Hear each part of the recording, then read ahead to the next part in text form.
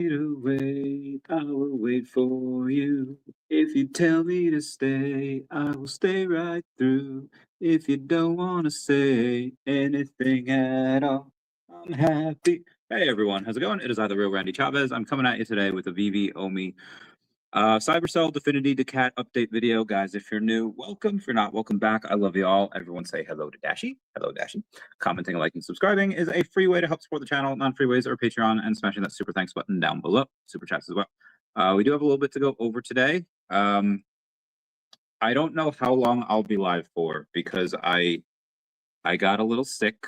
My throat is not good. So I'll try to keep the sidebars and the detours down to a minimum. So I have my water and I have my tea, and we're going to try to get this bread. Okay. Let's see what we got here. How new VeVe investors will look at OMI, VeVe Cybercel, and then I mentioned something different over on X, where I said, hey everyone, 8 p.m. Okay, who's likely to buy into VeVe Official before the end of the year? What VeVe can do with the funds? How it affects OMI? All that. Okay, so I had mentioned on here before, Marvel, Disney, Paramount are probably the big three, and then Pokemon would be a fourth. But then you also have people, and the reason why I say those people is because they're familiar with it. Like Marvel, Disney, Paramount, like they're clearly comfortable with NFTs. They're comfortable with Web3. They're comfortable with having their stuff sold for OMI on secondary market, sold for crypto. And a lot of the forward thinking CEOs out there are like, yeah, this is the future. You know, get on board or get left behind. And they are very much on board. And Josh D'Amaro, obviously this came out before Josh D'Amaro. You have, so they would make the most sense. And then Pokemon, just because they've been flirting with Web3 for a while, they would have made so, I mean, they already have like a shit ton of money, right? They already have like unlimited money. But their Pokemon TCG Pocket, which is still fun. Like I haven't played in a while, right? But it was so fun. Now I never give apps like money, right? Just on principle. Like I'll go and spend like. Well, I was talking with Sleeping about this the other day. I'll say like Lifetime Fitness, like $150 a month, and I'll, fine, because that's for health, that's for longevity, that's for fitness, that's for a bunch of stuff.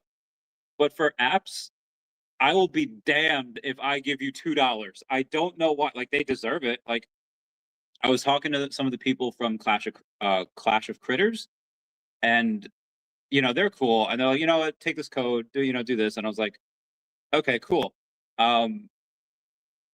And then like the game is good. Like Clash of Critters is like really fun. A fun way to waste time. Like if you have like 5 minutes, it's good for that. I don't even think you can play it for hours. If you spend money, you could play for hours, but you don't want to do that, right? Free to play, and then it's like a pay to win type of deal. But it's like this is fun for a free game, and I spent so much more on so much other menial things that probably don't mean as much. But it's just something about, maybe it's like the millennial mind that makes you not want to put money into an app. And or at least a game in an app, I should say, because obviously we're all spending on VeVe. But for Pokemon TCG Pocket, like they give you 2 free packs every day, so you can build your decks, and then you can go in and battle with those decks. And the battles, were so easy to do, and they were so much less frustrating than they were years ago to battle. And I can do it online. Like, but if they were to do that, like sales on secondary, if that were on blockchain, bro, Pokemon would have just, again, they're already making a ton of money. They didn't need to make any more, but they could have made a lot more money. But I would put in another $10, like $10 a month, and then instead of like 2 free packs a day, you get like 4 free packs a day, or like 1 free pack a day, like 2, like whatever it was, you got like double the amount of free packs or of packs, because it's $10 a month. Like that's nothing. And again, I never put money into like those gaming apps like that, but for Pokemon, it was like that. And I think they should have put it on the blockchain. I think for GTA 6, they should have put it on the blockchain. I think a lot of those things would have been so much easier to do if it was, and now with AI, like I guarantee you with the near decade it took to make GTA 6, someone would probably make that in a couple months. Like with AI, because it's so freaking good right now. It's incredible. It only gets better. There are some times, and you see this with Tesla, where like, yeah, new update came out. Why is the new update worse than what I had before I updated it? That doesn't make sense. A few weeks later, oh, this is actually a lot better. It just, you know, takes a little bit of time. So sometimes with ChatGPT and Gemini and Claude, that happens as well. But again, Pokemon is at least they're comfortable with digital. And then you had Tops. Tops just did the same exact thing. Let me show you. Meow meow meow meow meow. Okay, so we are. All right, here's Topps Chrome Black. So these are like Topps like sports cards. I don't know, it's basketball, baseball, whatever sports, right? But that if you ever play Pokemon TCG Pocket, that spinning thing right there, like that's the same exact thing that you do on Pokemon TCG Pocket. And then it rips, not the same exact way, but it rips and you get this basketball card. So be advised, these different things that you're getting on the Topps cards. Give me one sec. Jesse Waters. Oh, okay. Okay. Very good. Very good.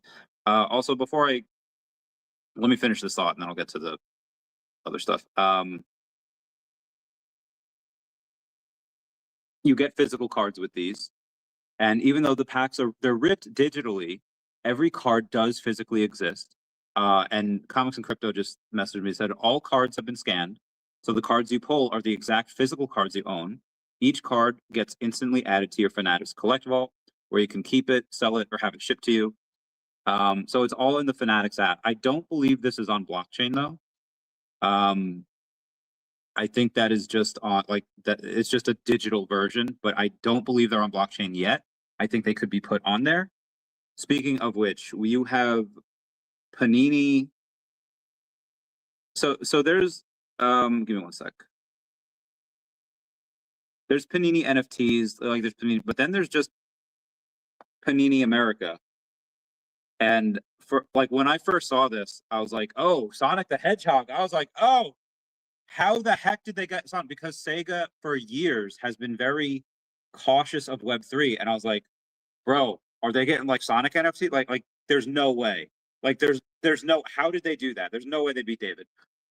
But for Panini America, there's no mention of the blockchain on this. I think this is specifically just the trading cards. And this is Ready, Set, Go. Panini is bringing the expansive world of Sonic the Hedgehog in a trading card table. This release is built for fans who have followed the Blue Blur. I love Sonic. Oh, so and friends through every loop, battle, and adventure. From the earliest days of the franchise to its modern era, the collection puts Sonic's universe front and center with a collection packed with heroes, villains, and plenty of pace. Now, also, they have a Sonic update, I think, in Fortnite, and like there's speed things, there's rings, there's loops, like it's really cool. But yeah, there's no mention on blockchain here. So I think these are now again, this is something that you could go in and put on the blockchain at some point, I think. But as of right now, I don't see the I don't see the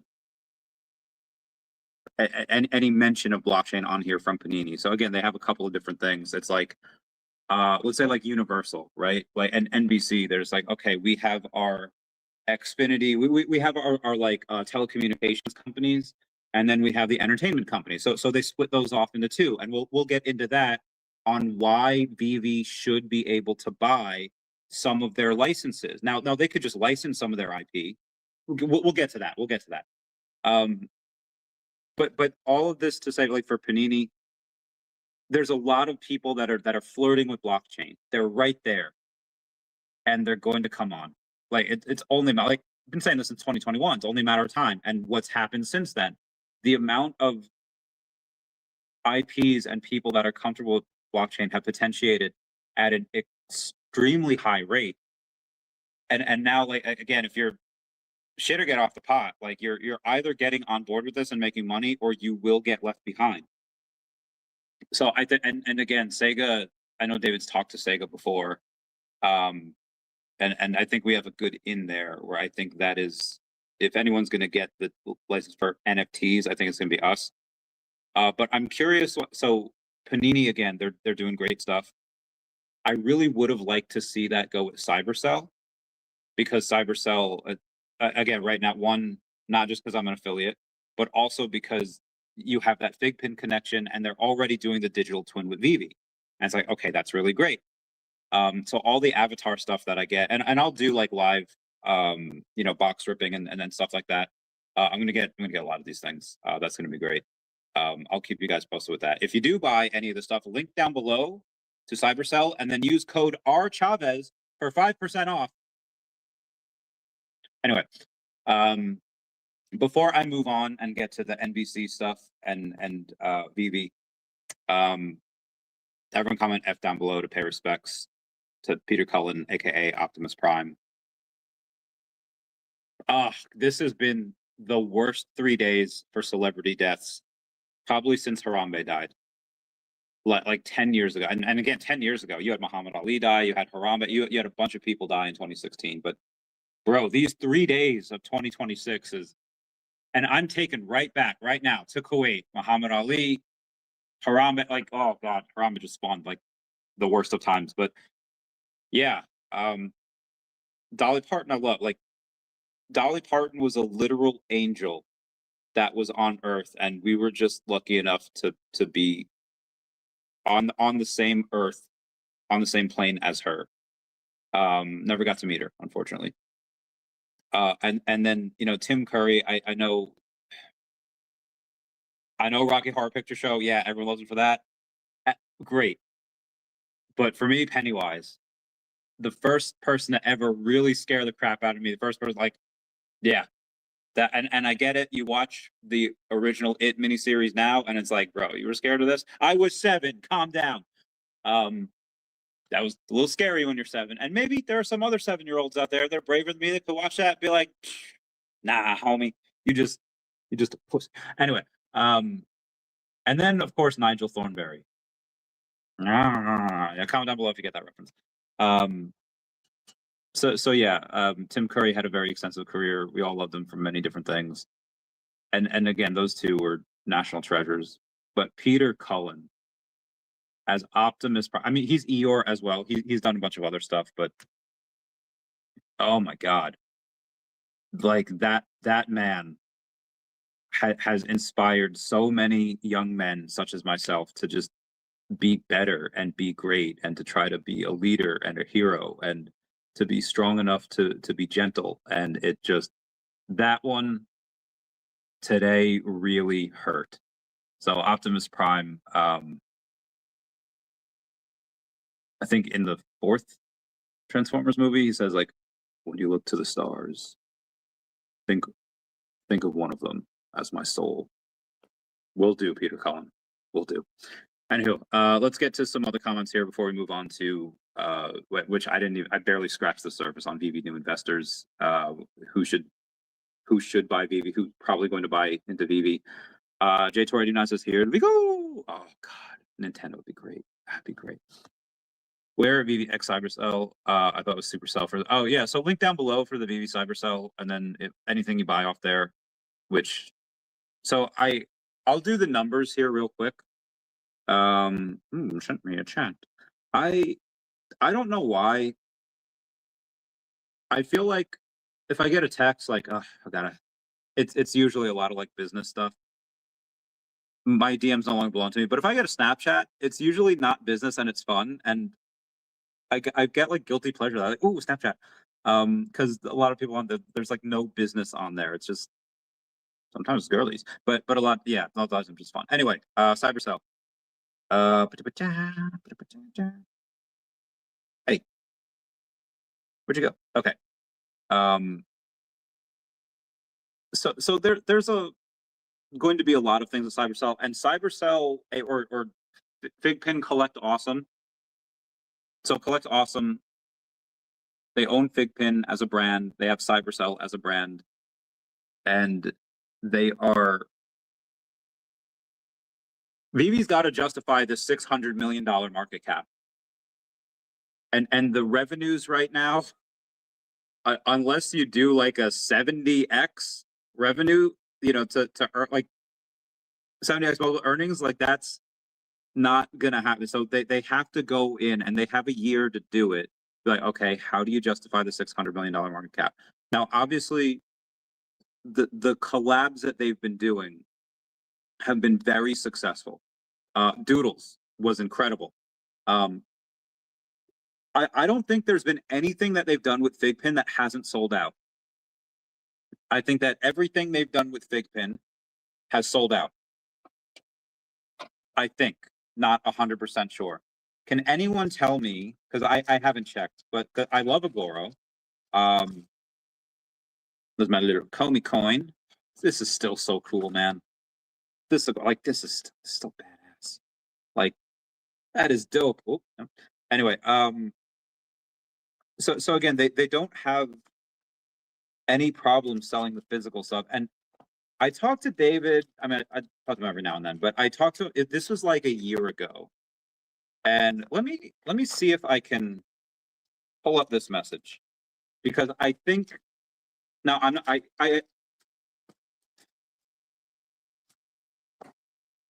David's Asian, in case you were colorblind. He is, shout out to you for not seeing a race. Asians are notorious for thinking very long term. In the West, we a lot of times tend to think a lot quarter to quarter. And I think David knows how to play that game, because everyone that has a stock, like for an earnings call, you have to have something that makes people go, oh, okay, that's interesting.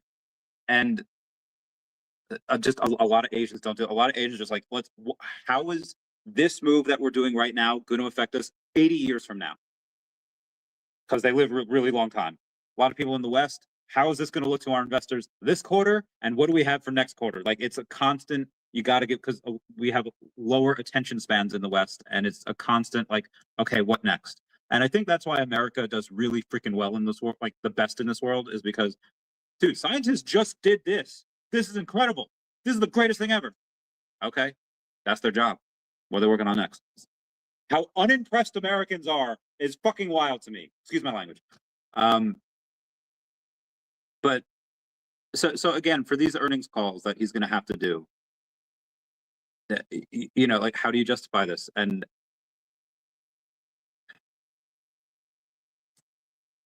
I had a point. Okay, so we're going for I'm sorry, I'm still in a caloric deficit and my brain is no good. Okay, the fig pins and all that. Oh yeah, my text that I was giving David, this like a year ago. Can I search? Can you search on this? Is it Optimus? February of this year. I had a thought this morning. Elon shut down productions of Model S and X vehicles in California. He's doing it to make Optimus robots. I see VeVe's Whatnot arm as one of the biggest I see VeVe's Whatnot arm of the business being one of the biggest. Max and Janie can train others, and you can hire new, younger people who are hungry and can do it cheaper. It can run essentially 24 hours a day. With the physical and digital product lines that you're going to get going, these Optimus robots will be able to package up all of the inventory the streamers can sell. I am so freaking pumped at where VeVe is going. Just because how that sounds, speaking it out loud, I don't mean that Max and Janie are going to be replaced. They just made digital collectibles of them. They're not going to be like, they would move up in the company. Like they're right now doing what they're doing, and they're great at it. I don't know if they want to do that forever. I think at some point, be like, okay, hey, you guys promoted to this, like whatever. So again, like, and that's what you do. You do your job. You do it exceedingly well. You train your replacements, and then you move up. I didn't mean it like, yeah, just do it just young, like just to get the cheap labor. That's not what I'm talking about at all. I just mean that. So that's what I meant there. But all of this to say that I saw this, like, this is February 1st, and I am more confident in that vision now than I was 6 months ago. It was almost 7 months ago on February 1st, because we were talking about Optimus on the day that Peter Cullen died. That is something that, like, this, there's an episode of Recess where Spinelli, who's like this beast, like tomboy, like in like the movie, she goes to like wrestling camp. She's a great character. They're playing football one day, and this one kid that has like a buck tooth and weird hair, she doesn't hit him because she has a crush on him. And she's like, I froze out there. It's like the Little Giants, like Icebox doesn't get crushes. Spinelli's like, what happened? And Miss Finster, you know, the old gal over there, Mother Hen, is just like, you know, I had something similar when I was your age. And it's just like, you know, Spinelli, but as you grow up, you know, you're one of the first, right? Because like they're in like 4th grade, whatever they are. Like, you know, you're one of the first. You're gonna like boys, and boys are gonna like you, and your friends are gonna like members of the opposite gender or sex, whatever they said, and it's just like, and it's gonna happen a lot sooner than they think. And that, so I like girls from when I was like, you know, wee small. But it was just a cool lesson to say to kids, like to say to people like, hey, the older person is saying, I've seen this before, I've gone through it. Every adult you've ever known has been a kid at some point, and they know where a lot of these bumps in the roads are. And we might not be able to tell our own futures, but we can see your future because we've done that. And I haven't seen this exact thing before, but I know where technology goes. Useful tech for a consumer that values convenience, that is always going to win in the end. And yeah, like I remember in my old PI days, there was a lot of security guards that were displaced, I guess, because you had the facial recognition scanner. Now, back in like 2010, when I was doing this, it was a lot more primitive. Now, granted, they didn't sleep, they worked 24/7, and they couldn't be bribed, right? Because facial recognition scanners can't do those things. But at the time, they couldn't. Did my voice just crack? At the time, they couldn't differentiate between a face and a picture of a face, so it was pretty easy to get around. But I saw where that was going, and you have, and some can be used like for good, like home security. We got those, and that's great. But others can be used like flock cameras, like for nefarious reasons, like something that Darth Vader would use, like spy on the citizens, spy on the children, you know. But again, as consumers, you really value that type of convenience of like, okay, like back in the day, and this is going way back, just like a webcam, dental putty, shove it on there, like Wi-Fi boost, like you got real creative with, you know, how to get dirt on people. Again, this is a PI. I was paid for this. And oh god, those are the days. Again, as a consumer, you know, now you don't necessarily have to hire someone. The new AirPods that have cameras in it. You know, they're everywhere. So as a consumer, it might be too hard to run wires and to set up something for yourself, or too expensive. But now they come in your AirPods. Now they're you don't even need to set up a dash cam. They have it in your Tesla. They have all this. So consumers will value convenience. And as much as people say that as much people are anti-AI, once you give them a good Batman movie, because we haven't had a good Batman movie in years. Yes, that is shade against what's his name. We haven't had a good Batman movie in a while. Once we get a good Batman movie or a good Star Wars movie, because we hadn't had one of those in freaking forever, they'll be like, okay, like they won't even acknowledge it. They'll accept it. And as much as like, I remember when, you know, the grocery scanners just came out. I don't know, 20 years ago, maybe. And you had people like, nope, those are taking away jobs. I'm gonna go to a human. I'm gonna have a human do it. I'm not bagging my own groceries. No, like that's taking away jobs. I have to work. Nope, doing this. And that was a lot of people. And then what happened? Slowly but surely, you know, like who are the people that are bagging groceries? It's teens that are not handling your lemons and eggs with care. It's old people that are like, oh, okay, well. Like, and it's like, oh my God, let me just do it. Like, I'll do it. Like, I will use this machine because it's faster. My stuff's gonna get taken care of, and I don't have to talk to people. There's a lot of the 15 to 55-year-olds that will do that. And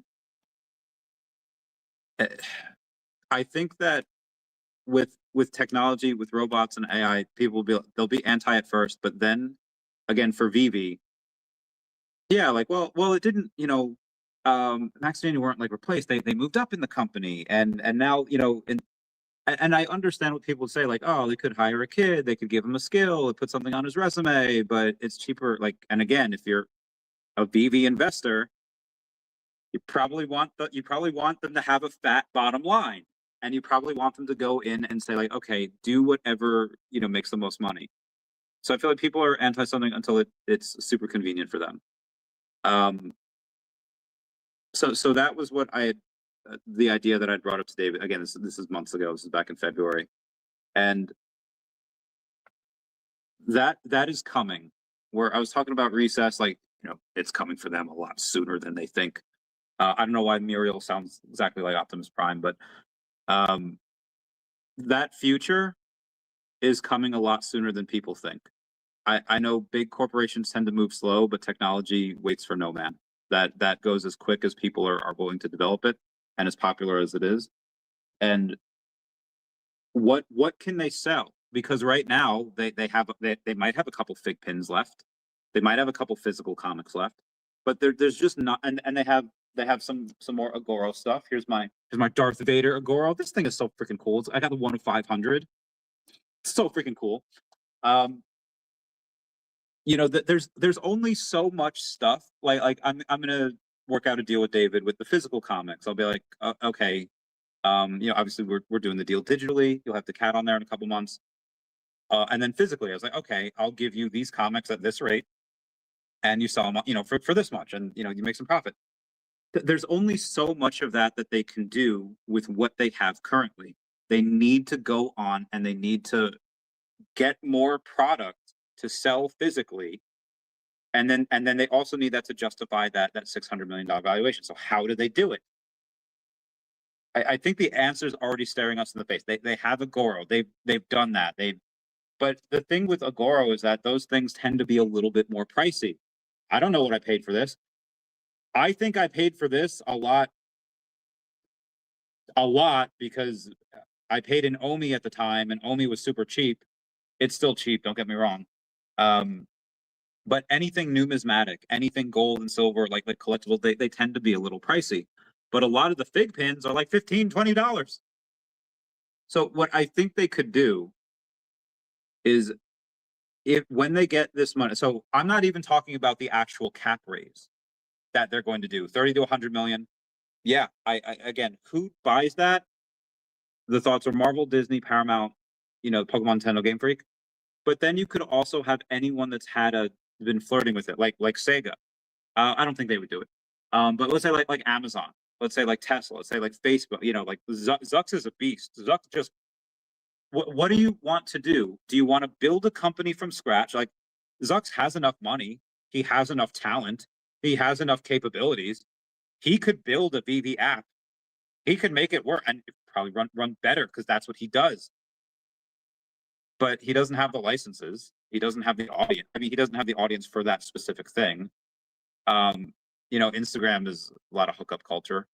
Facebook is a lot of old people. Facebook is a lot of old guys commenting on AI girls, and that is, elderly are going to get got from a bunch of scams from that. And then WhatsApp is, I think, a little bit more business. For me, everything's business. But again, like a lot of these people, like Zucks made Facebook. He didn't make Instagram. He bought it. Same with WhatsApp. He didn't make Instagram. He didn't concoct a play. Okay, here's my idea for WhatsApp. No, like he just bought those things. So out of all the successful things that he has, he's only made one of them, and the rest he's bought. I think something like VeVe is, especially if you want to get into this, like he changed his whole freaking name from Facebook to Meta. That's how into the future technology, AR, VR, digital stuff he is. So I think buying a portion of VeVe would definitely be on his list to do.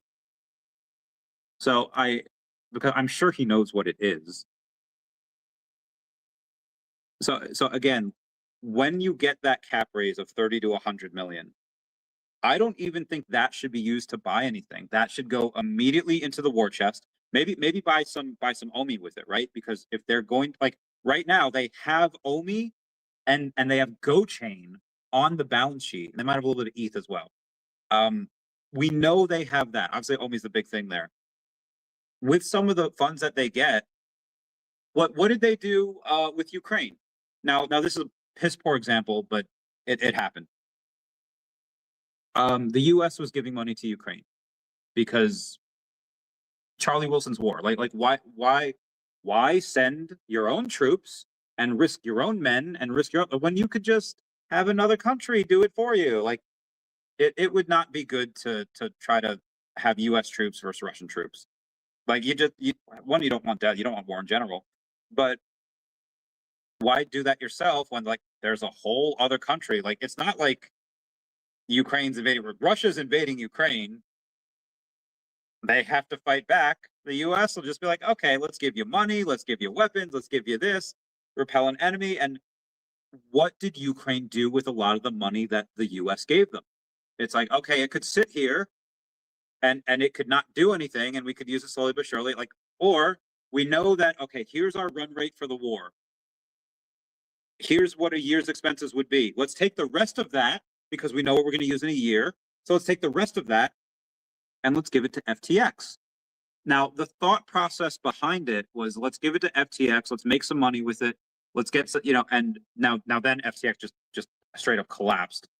And then in turn, FTX was giving a lot of money to, now Biden was in the White House at the time. So the Biden administration would give money to Ukraine, mostly just to fight that proxy war with Russia.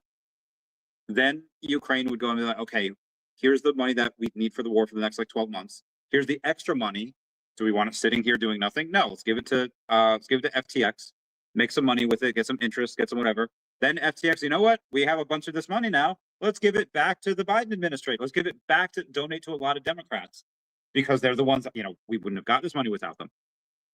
And then what happened? Now, unfortunately, FTX just, that was a whole corrupt thing. They just went kaput. But the idea behind that, if there wasn't so much freaking corruption, it was not a bad idea. So like, okay, we know this money is going to be needed. We can't touch this.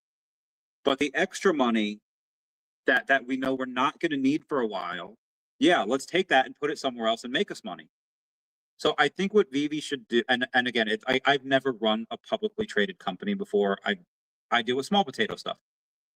This is big potato stuff. My small potato stuff, down here, low seven-figure stuff, sometimes a little bit more. They're literally worth like 600 million, and will probably be a couple billion again. So again, big potato stuff. But an idea that thought logic is, okay, take some of those funds, and then what do you do with that? If you're going to need to increase your revenues to justify that market cap, how do you do it? I don't think they could buy Agoro. How much is Agoro worth? Let's take a look at this. And I will get to the comments. I'm so sorry. How much is Agoro company worth? Oh God, I have fat thumbs.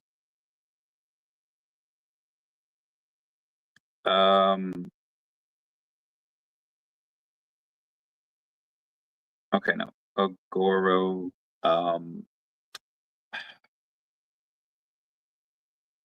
gold and silver company from New Zealand. Let's see if this gives us an estimate on Google. All right, Google, what do you got to say?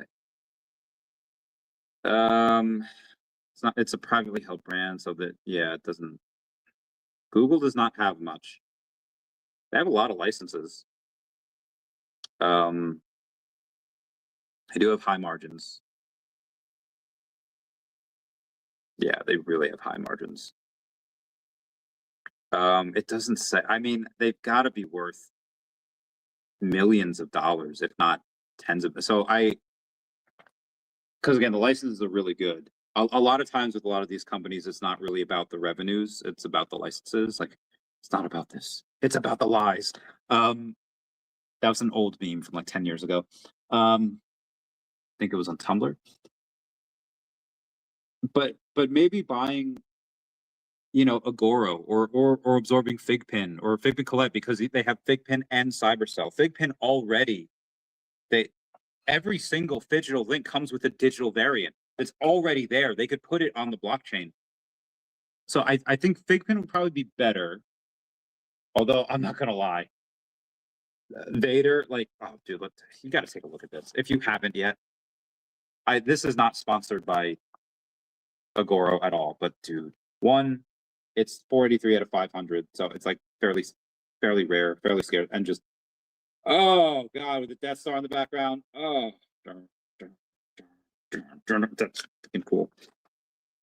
Anyway, the Agoro, so I don't think this has like any type of digital twin. At least for Figpin though, these have digital twins already. It would be very, very simple to put those on the blockchain. And it's like, okay, well, why do that? Like, why spend money when you're supposed to be making money? Because by acquiring one of or both of those companies, you could go on and you could be like, okay, all of their sales now under VeVe. They're now under VeVe's umbrella. And how much? I think Figpin and Agora, I don't know about Agora, but Figpin is probably very similar to Funko, where peaked in 2020, and Funko had a decent couple months or a decent couple quarters, but Funko was like on the way down for like 5 years. I'm like, bro, they're going out of business, right? Because again, just constant downward slope for 5 years, and then the last couple quarters they've kicked it up. I don't, again, Figpin's not a public company, so we can't tell, but they've got to be doing okay because they're always at Comic-Con, they're always at these things, their licenses are great, and they have Cybercel as well. So again, and to get Avatar too, but that's really cool. And then not just to get Avatar, but to get all of the different voice actors to do it. They have freaking CGC slabs. Okay, we're gonna get to fuck, it's been 37 minutes and I'm not even at the news yet. Okay. Where are we at? All right, Cybercel. Yeah. Yeah. Okay. So you have stuff that's going to be like 1 of 400. You have stuff that could be 1 of 1, which is nuts. There's stuff that's 1 of 25. That's pretty cool. And then you have stuff that's 1 of, is that 50? That is 50. Legendaries is 1 of 99. So a lot of this stuff that you get, there's multiple 1 of 1s. There's legendaries, there's Onyx, and then there is, I think it's going to be Epic. Oh no, the Epic that was the gold. But there's multiple of those that you can get, and again, you have the voice actors and stuff. Here's like Dan Williams, Figpin, and Dante Bosco, who's well, might know him as Rufio, but you know him as Prince Zuko, and truly Fire Lord Zuko. And then I have it here somewhere. Where is it? Michaela Jill Murphy as Toph. Oh my god. You got the voice actors, and again, like you can get like CGC slabs of them, which is like they're already graded, and y'all know that grading is a bitch. Grading is hard to do. Grading is like you have to wait an insane amount of time. So not only would, if VeVe were to buy like Collect Awesome, which owns Figpin and Cybercel, suddenly the sales that they have to like split and really not much goes on onto their balance sheet as a line item number, then they get the whole thing. So I think one of these things, if not both the Figpin that which owns Figpin and Cybercel, and then Agoro, be like, okay, this could be really interesting as well. I think then you can garner enough sales to where suddenly you're not doing 500,000, 600,000 a month. You're probably doing like, you increase it by hundreds of thousands a month. Because again, and it's a lot of physical. And again, that I think is the key. Digital is great. Most of what I buy is digital, but I still love physical. Like I love that stuff. So again, I will be getting these cards because there's a bunch of chances for one of ones. The ones that they did with Topps does really well. And again, this is a good IP to do it with. So let me see. And if you're going to get them, I want to do the math real quick. So the Origins box. So again, they come with a VeVe digital twin. It's not like this is just, yeah, you get the physical cards and you know you're gonna have to physically sell them on eBay. You can do them if you can do that if you want. I don't think there's a legit game out of this. I think it's just the actual like trading cards. They're just collectibles. So an Origins box, one of is $200. You get 24 packs, which is pretty cool. But then you also get 24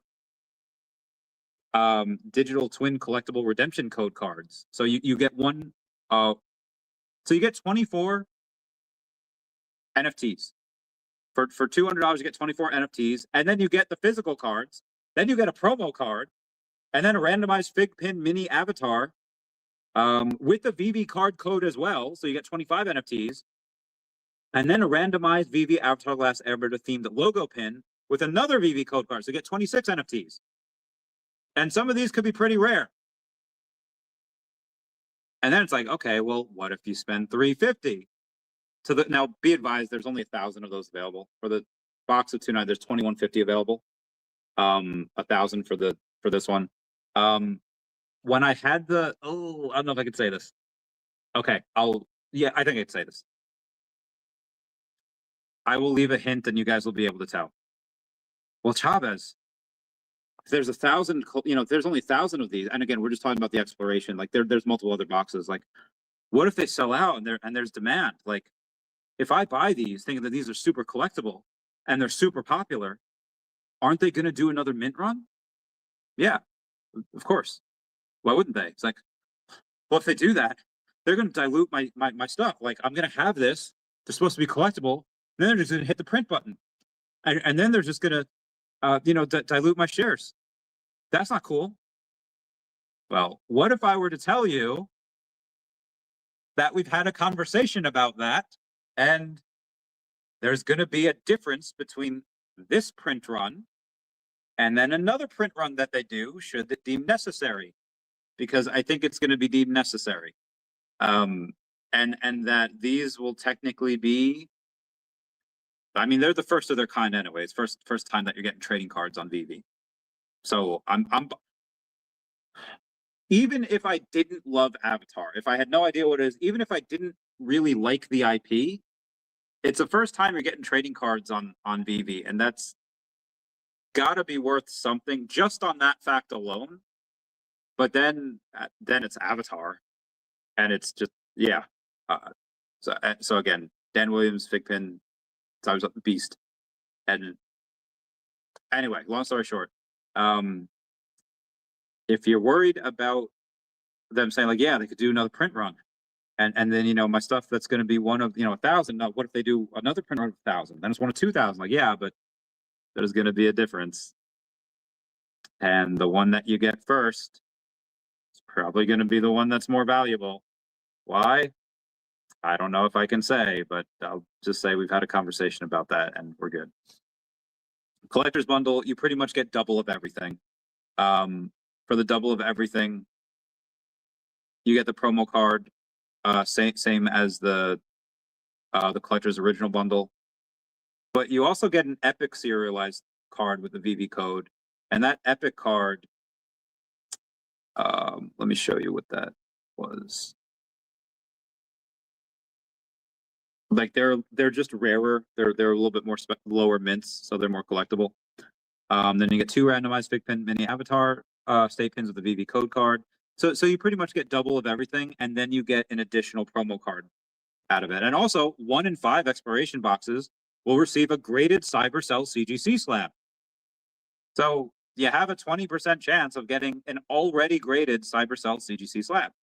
That's in the exploration. Now the mastery, where it's like, okay, well, this is $750. So, but that's not, for the exploration, like, you get a discount because you can get 2 boxes of the origins, that would be $400. But 1 box of exploration, which you get pretty much the contents of 2 origins boxes plus an extra epic card, but it's a $50 discount. It's $349. So it's like you buy 2 and you get like $50 off of 1. But with the mastery, it's like, well, if you buy 2, but you pay an extra $50, there's no $50 discount, it's $50 extra fee. What is that all about? Well, I'll tell you. You get 2 epic serialized cards, where you get none in the origins, which is $200. But you also get 2 you get everything that you get in the other cards plus 50%. But you get 2 guaranteed Avatar: The Last Airbender autographed authenticated CGC slabs.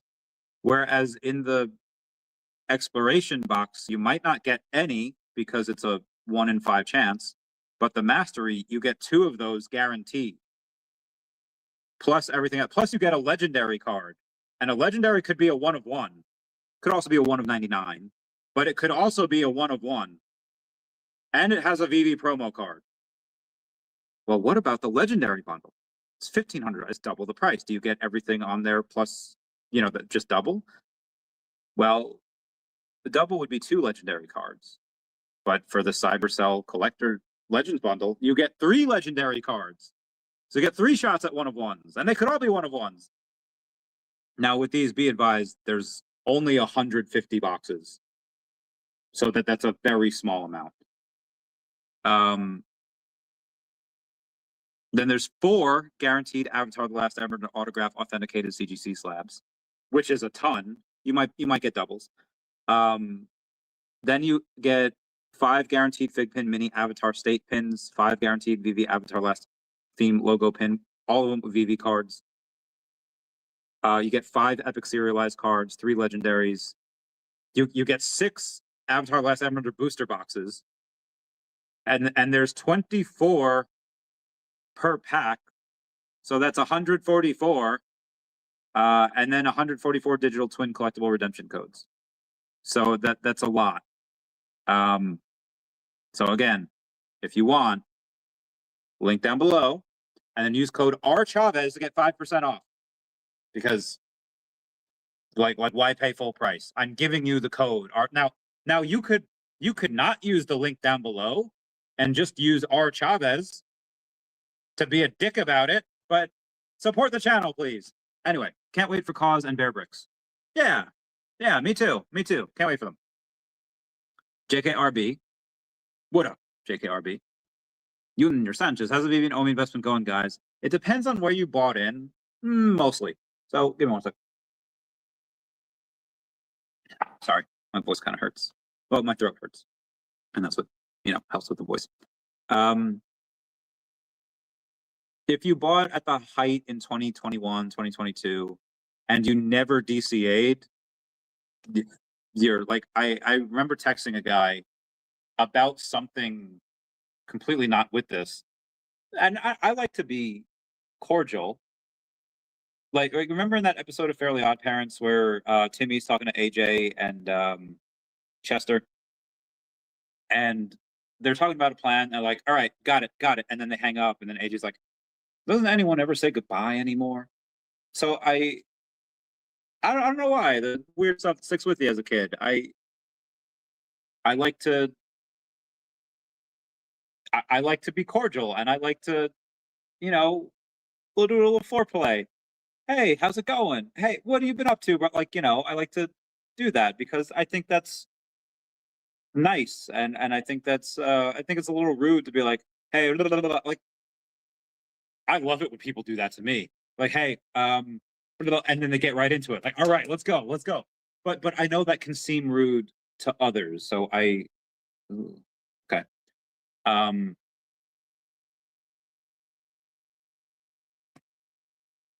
Hold on one sec. I was supposed to have Bren Trades on tonight, but he's got a little, he's had stuff going on. VeVe and OMI investment. So, but I texted him. I was like, "Hey, how you been?" And he's like, "I bought OMI at this price. It's down at this price. How you think I'm doing?" I was like, "Okay, never mind. We're not going to talk about that then." You know, he's still a little salty. Still a little salty. Give me one sec. Yeah.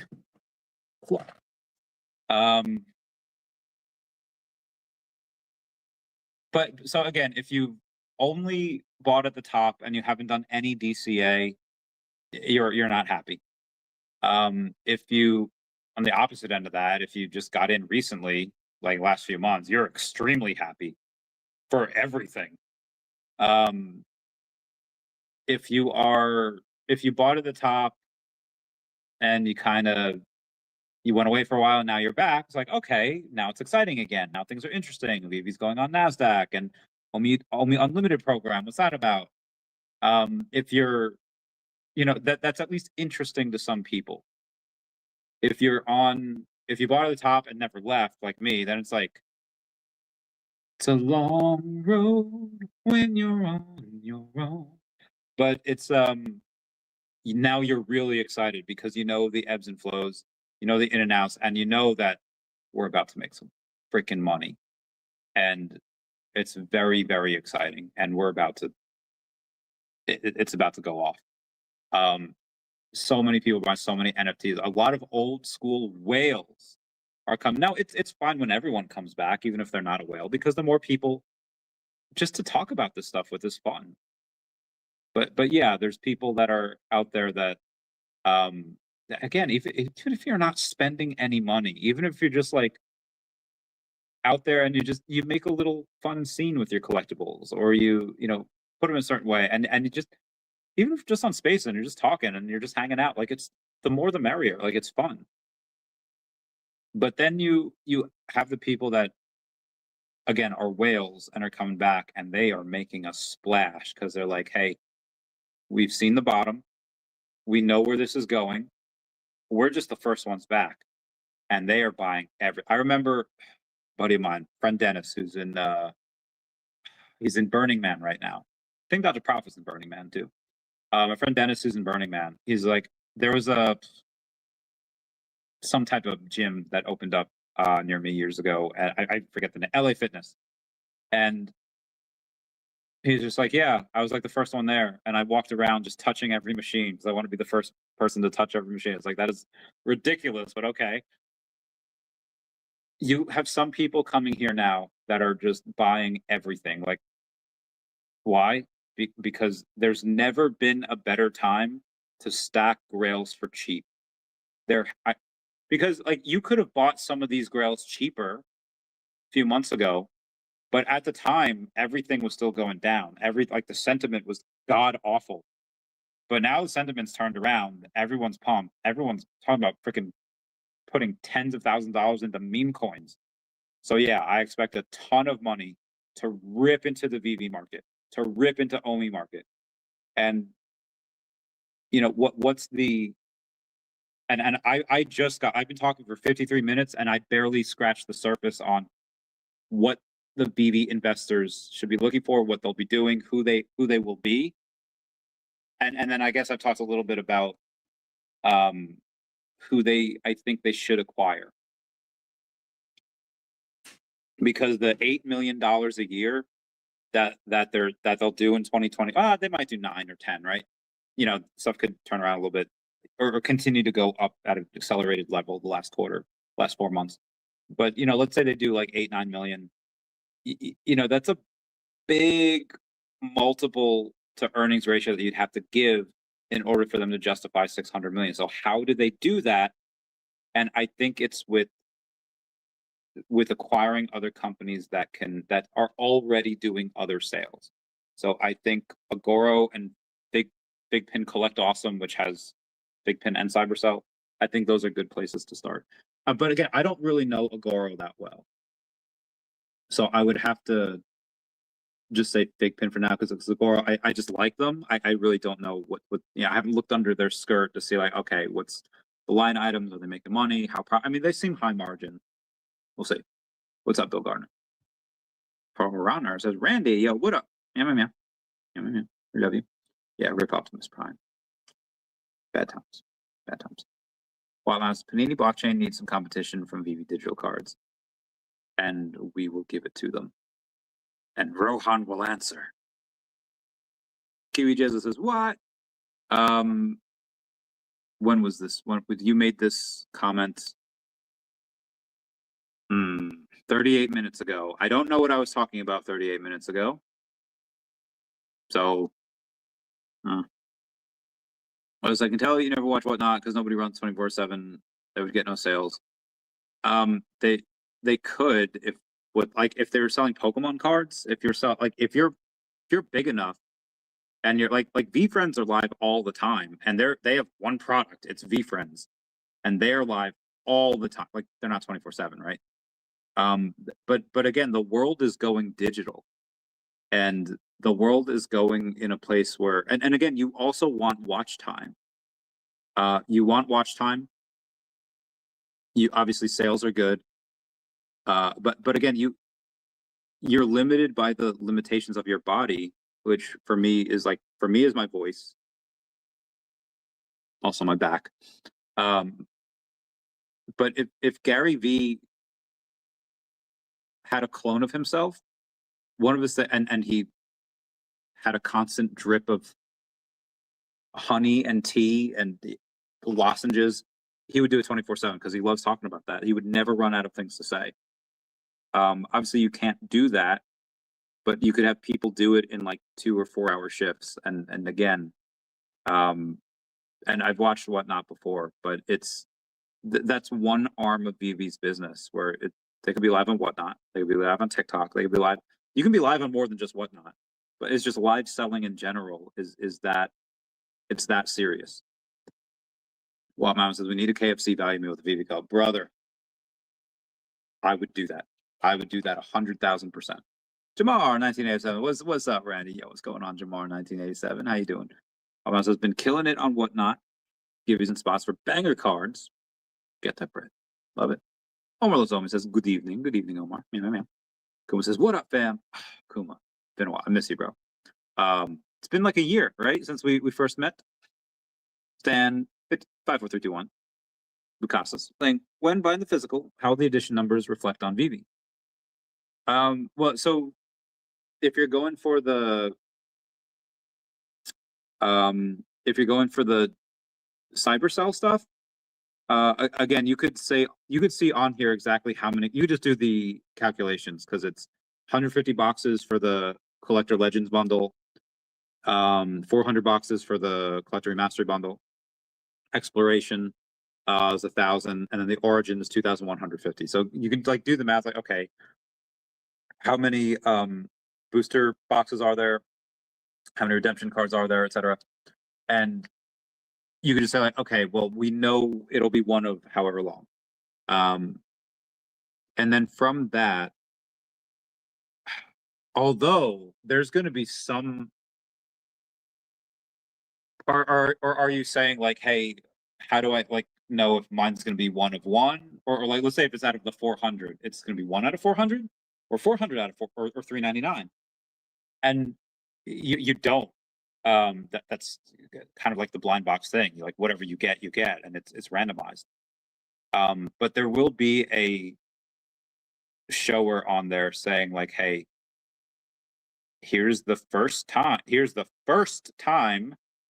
we're doing these, and then if it's super popular, then they'll go and they'll say like, oh, here's the second time we're doing these, and you'll be able to tell the difference. And on VeVe, they'll make that distinction as well. But I also think that there's going to be some people that buy some of these boxes and they just hold it, and they don't break it. Like they don't do a box break. They just hold it because sealed product, right? Sealed product is king. I think there's going to be a couple of people there's 150 of these boxes. And it's not like it's one thing that you're getting, $1,500, it's a lot. You get 144 NFTs for it. So it's like $10 an NFT just for that. And then 5 epic serialized cards, 3 legendary serialized cards, a promo card, 4 guaranteed authenticated CGC slabs with the voice actor signature. That's incredible. And then guaranteed Fig Pin Mini Avatar State, 5 of them with a VeVe code card, and then 5 Avatar The Last Airbender theme logo pin with VeVe card. So you're actually getting, okay, so 144, 49, 52, 162. So you're paying under $10 per NFT. Give me one sec. What is this? Oh, this is cool. Luke versus Samurai Vader, New York City. This is dope. This is dope.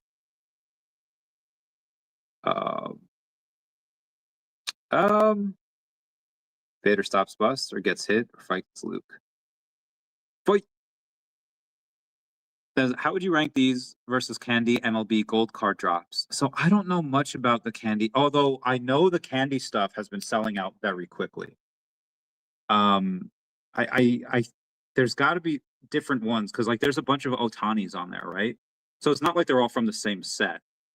There's got to be different sets that are worth different things because Derek Snook, who I've had on a bunch of times, he's got a bunch of Otanis, and obviously they're from different sets, so each one has got to have a value placed on it. So the MLB gold card drop, which again, I know the drops have been doing very well. They've been selling out. There's not a ton of product, but they have been selling out. And I just don't know where the gold card drops fit within the hierarchy of those sets that have been out. I really don't know it well enough. I'd love to. I mean, Tad said he'd come on. Last time I called him, he didn't answer. So, you know, we'll see. But the Cybercel one, like the issue with sports is that one, like you could have a really good year. Like, all right, for example, the Cardinals brought up this guy named Baez a few weeks ago from the minors, and his first game, like his first up at bat, home run, freaking great. His second, like, right, you know, first time in your big leagues, home run, bro, dream come true. Second time up at bat, home run. There's like two other people in the entire history of MLB that have done that. That is insane. Third up at bat, home run. That record will never be broken, ever. It'll maybe be tied, maybe once in like decades. But yeah, and then it was like, bro, this kid's a beast. And then I think the other day I saw like they were versus the Orioles. His average was a 139. It's like you could have such a hot start, and then you get injured. You switch leagues, and it's like there's a lot that could happen. Like you could be like a beast in your first couple seasons, then you get injured, you fall off, and again it's just baseball. Like, but there's a lot of sports guys like that like beat their wives and just like go to jail, and they're gambling, they're on drugs, and it's like, there's a lot of risk when it comes to actual people because they're people and they're imperfect, and that's hard. But again, that's why I got into Pokemon cards more than anything. One, I knew it, but two, the Charizard's not getting, like accused of SA or steroids, or like Pikachu's not going to murder someone, but humans have that capability. So it is hard. So for Avatar, though, like, love these characters, and again, it's only 20 years old. So if you go to people, like I remember when I was dealing with numismatic coins and stuff, and I was talking to people about Pokemon cards, a lot of guys that were into like World War II stuff, they were into like coins from like the 1800s. Like Pokemon was too new, and this was like, you know, this wasn't like 20 years ago. This was like 6 years ago, and Pokemon was just too new for them. They're like, no, and so for Avatar, it's only been around like 20, 21 years. It's like, okay, it's still great, and they're still building, and there's still a lot like, I think this is a nice sweet spot for Avatar. So again, I'm going to buy a bunch of these for the Cybercel stuff. Jason Pena, thanks for being a member. Says, yo, their anniversary pack hits whatnot today. Single pack selling for $62. FOMO, YOLO. Pokemon is my biggest gainer in 2025 and 2026. Yeah. Pokemon has done exceedingly well for a lot of people. And you got to love that. And it also says 10, 30 pack, 650 on whatnot right now. Did you get it? How much you get? How much you get? Let me know. I forgot Peter did the narrator for Dragon Ball Z. Oh, he did. I didn't even know he did that. Next time of Dragon Ball Z. Yeah, so good.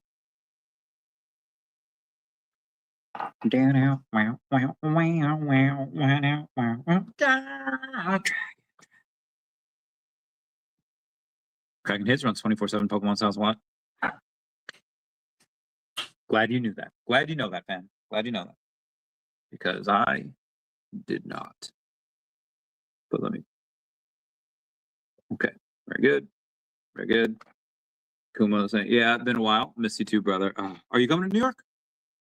Coming to New York. Coming to New York. See you at the OMI 1 cent party. That's probably not going to be till like at least next year, right? What about the 001 party? Maybe we should do something like that. That'd be nice. I have a couple $100 grand in OMI at that point. It'd be fun. Gladly take some off the top and do a party. Yeah. Oh God. Oh, give me 1 second. Oh hell no. Okay, that's weird. Okay. Let's get to OMI. So we're down about 6% on the day. We've actually wicked down under 2.4. We got back up there though. We're like 2.4, 2.43. Let me take a look at a longer chart here. Now, so the 24 hours, that's the, this is not gonna,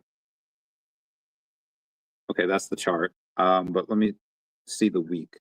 So still up, mother flap. Okay, still up on the week. You can tell that right there. Still up 24% on the week, but yeah, down 6% on the day. Is like, okay, what's going on?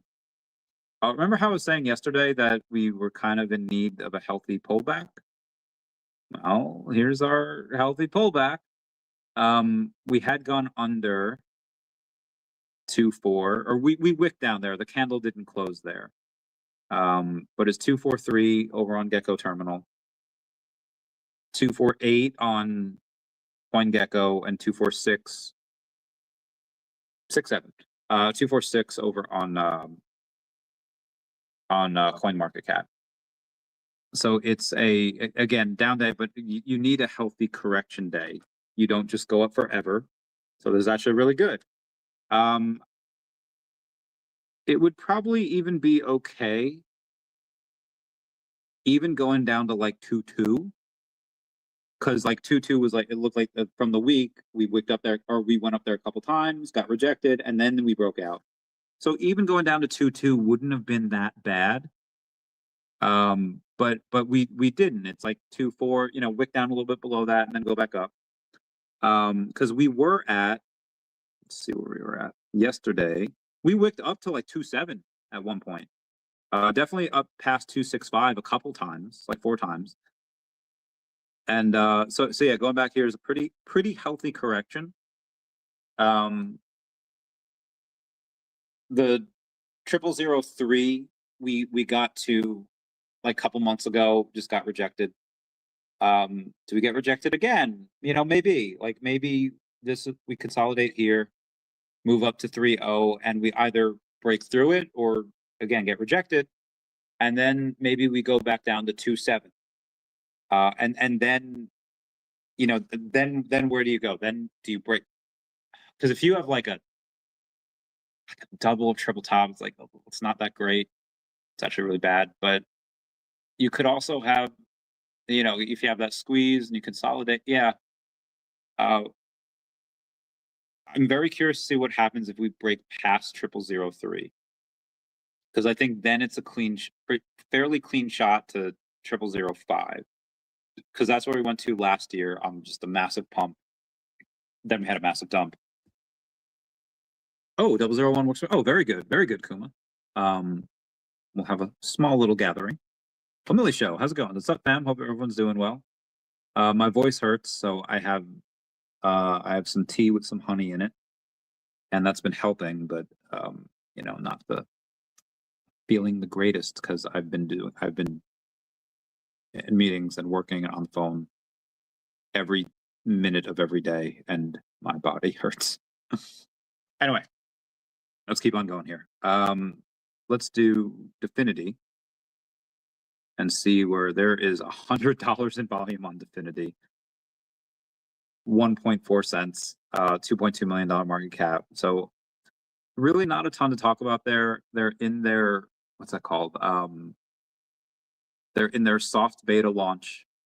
They'll actually roll out Bloomsbury in Q4. And then you should get a lot of price action from a lot of people going in and their institutional clients buying it for discounts. Ooh, Jeremy Renner shares a new Instagram story. Very nice, Jeremy Renner. We love him. He's great. He's the best. What else we got after that? We got DACAT. Let's do FIAS first. FIAS down 3.5% to $1.3 million market cap. They're going to do a couple of demos soon, so I'm very happy with the way they and DevX is going. DACAT has $5 in volume, but a $1 million market cap and $282,000 in liquidity. So I'm very happy about that as well. Oh, our 1 of 1 Beyond Comics digital artist proof ends tomorrow, closing Friday, August 28th at 3 p.m. Eastern Standard Time, and it's a 1 of 1. It's Tricity. Greg White is, look at that booty. Greg White has come on twice over the past few days to talk about it, talk about her, talk about his use of ethical AI, as he calls it. And yeah, he's just a good friend of the pod, good friend of the show. Now, there's already a couple people that bid on this. I don't know what it's going to go for. I would say 1,300 to 1,500.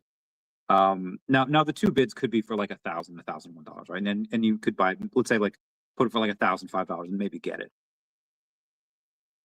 But I don't. Again, there's already a couple bids, like, and that's before the end. The end usually has a couple more bids as well. Let's do. Oh shoot, there's a lot of messages that I'm not going to get at today. There's a lot of news to go over as well. It's been a couple days, because on yesterday I had Greg White on plus Sleepin Comics. Sleepin was on, and just anytime Sleepin comes on, if you're lucky enough to have him on, when he talks, you just shut up and listen. That dude has so much knowledge, and he's forgotten more about business than I'll probably ever know. He's just been at it for so long. The companies that he's owned and operated and run were a lot bigger than mine, and he's just a sage. Love him.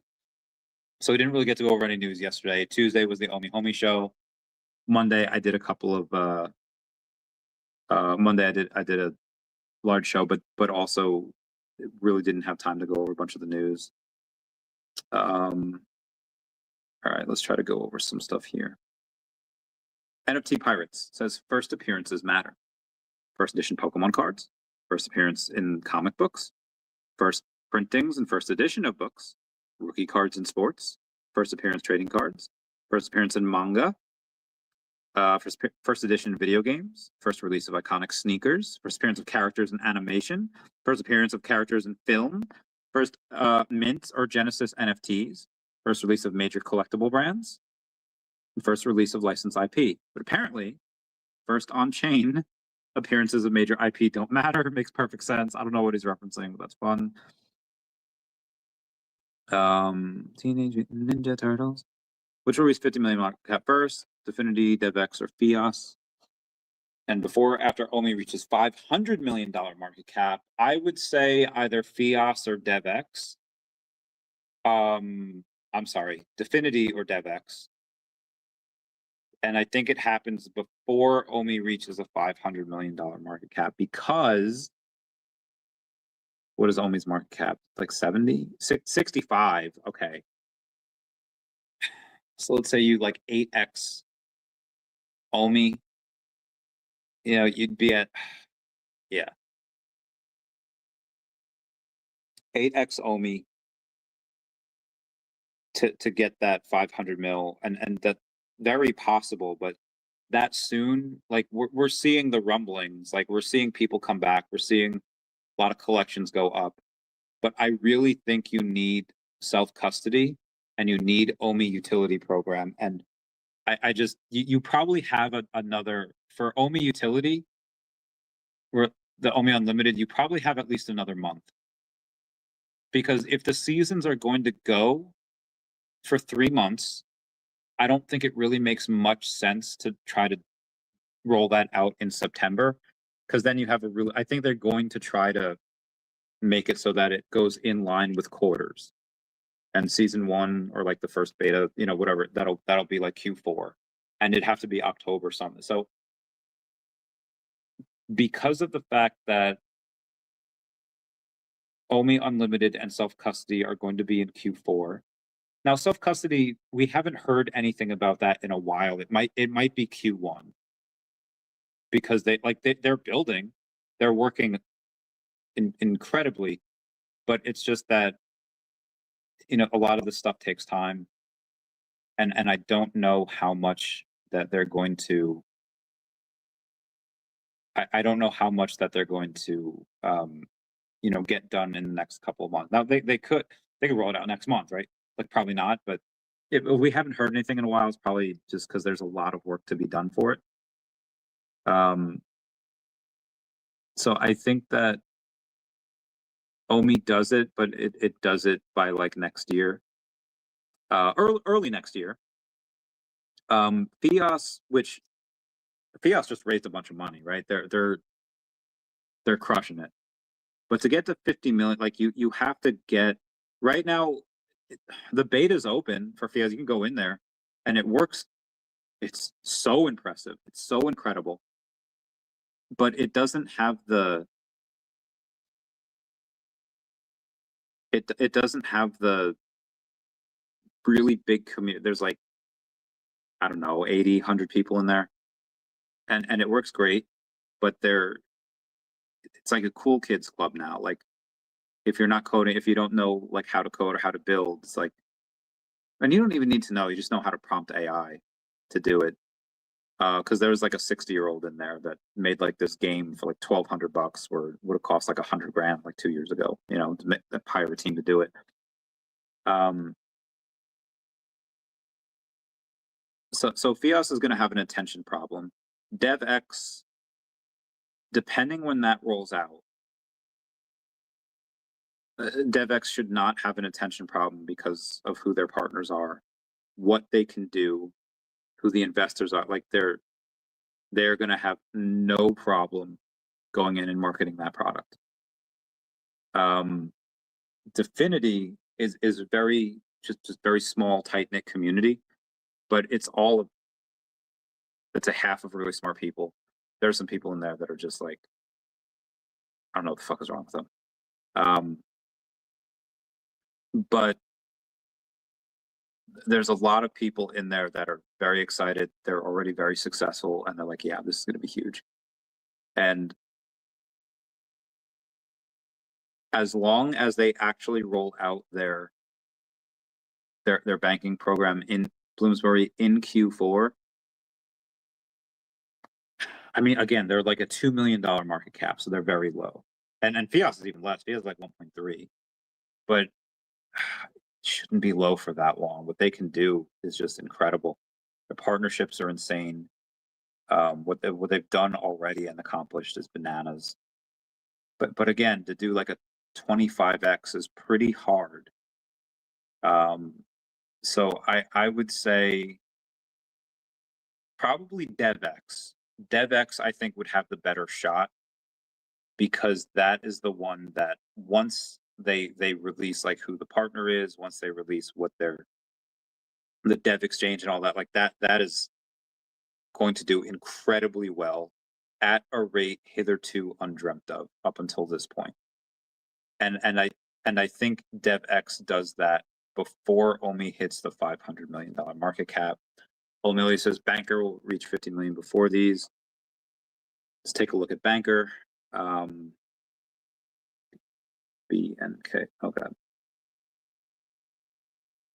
Actually, let's go to CoinGecko.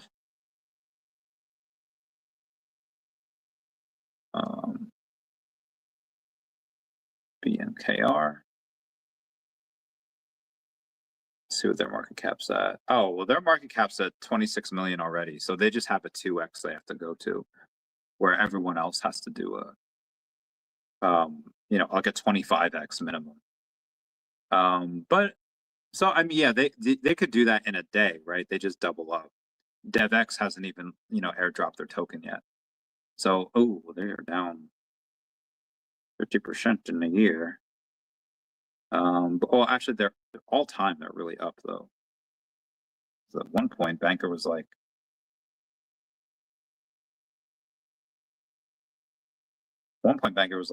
quad 0.1. Now the 0002. Yeah, so they're up like 1,500%. Banker from when they launched back in 2025, or even late 2024. So they're up 1,500% since then. But they've been up super high. They've been up to 001, now the 0002. So and they've been up to 001 a couple of times, once in 2026 and once in 2025. But I would say probably bottomed, I hope, back in, that's just like a week ago, it was like 00022, now 00026. So in the past 14 days, they're up 4%. But yeah, they just need to do a doubling, and then they get to 50 million. For DevX, again, they haven't even airdropped their token yet. And Bitcoin just reclaimed $81,000. Not bad, kid. And yeah, Banker I think has some uses. Could use it on X. I think it's pretty useful.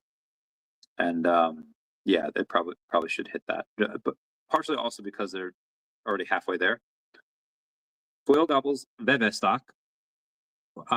Will Dan David yield to the whales? Willpower? No, because even if somebody takes the entire funding round, so let's say they do the stock at 50 cents, for their raise, so they offer a discount, and and let's say they raise a full amount of 100 million. Okay, they give 200 million in stock. Well, the company had 600 million shares, so they get a fourth of it, right? Because 200 million plus 600 million is 800 million, and that's 25% of it, so they get a fourth. Excuse me. Ooh. Oh god, twice. So I think that, sorry, my back hurts. Oh, I need to cheese it. I'm so fat. I'm so sorry, guys. I think that whoever the whale is, and I don't think it's going to be a big company. They'll have influence. But, and again, that's if one company takes the entire thing, which I do expect them to, but maybe not. Because I mean, Disney a few years ago, they bought into, Epic, right? Fortnite. So I think Disney's really leaning into that. I think Josh D'Amaro's a really smart guy. I think he might do it. In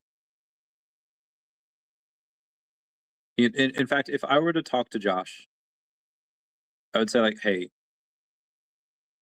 you know, Marvel has this money. They have such a great relationship with VeVe. I would rather have that go directly under Disney company balance sheet as opposed to just under one of their subsidiaries like Marvel. I would do that if I were you. And then, because again, Marvel's a beast, right? If you let them work, let them do their thing, and you know, like go woke, go broke. Like clearly, like I think they've learned their lesson. But I would rather have them do that. And then say like, hey, listen, if they don't, Josh, if you're not going to do this, there are multiple other companies that will. And if you want to keep your influence over VeVe, you do it before it's like, I think the Beach Boys put it best. None of the guys go steady because it wouldn't be right to leave your best girl home on a Saturday night. VeVe's your best girl in Web3, in digital collecting. I know you have Disney Pinnacle. I know there's stuff out there, but let's face it, VeVe's your best girl. And if you don't treat her right, someone else will. And they will go to Paramount, they will go to other places, and they will get this funding. And you're probably going to kick yourself because I'm like, again, David's Asian. He plans for the future. And there's probably going to be a lot of things that are going to happen that nobody else knows of, only him. And what happens when... Now, you can very well go in and say like, well, yeah, Web3 is still in its infancy. We don't know which way it's going to go yet. We don't want to spend money too early. And we think, you know, there's going to be better opportunities out there. Cool. But Josh, or whoever's in charge of this, before you make that decision, let me ask you this. What if you pass up, Paramount takes it, and you're wrong?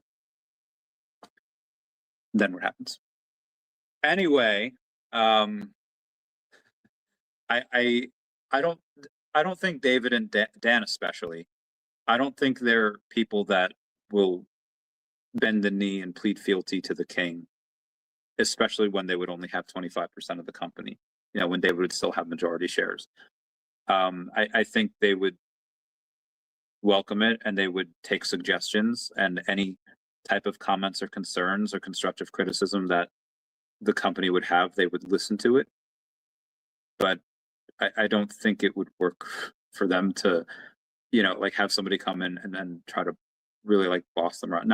Now granted, this is a new world for them, to be a publicly traded company, to go on earnings calls, to go on and to have something ready every quarter, to have something planned for every quarter. That is not something they've done. What they used to do with talking about soon all the time, that will not fly on NASDAQ. That will not fly anywhere on Wall Street. You have to have dates, you have to have stuff. And now granted, they haven't said the word soon in years. So clearly they've improved a ton. The app has improved a ton. Everything that they've done has improved a ton. But again, it's a whole new world in America, in NASDAQ, and again, the earnings calls. Like, you can be damn sure I'm going to call in, and you can be damn sure I'm like, hey, Randy Chavez here, blah, blah, blah, blah, you know, however many shares I buy, however many shares I have. Yeah, I have this amount of shares. Here's my question. And because I think the time where David, you know, has come on all of our channels is probably over. There's an episode of Gilmore Girls where Taylor talks to Rory, and he's like, you're not our small town girl anymore. You belong to the Ivy Leagues right now, because, you know, she's going to Yale. Obviously David will always hang with us at parties and, you know, always think fondly of like what, but I think his time of going on our shows are probably over.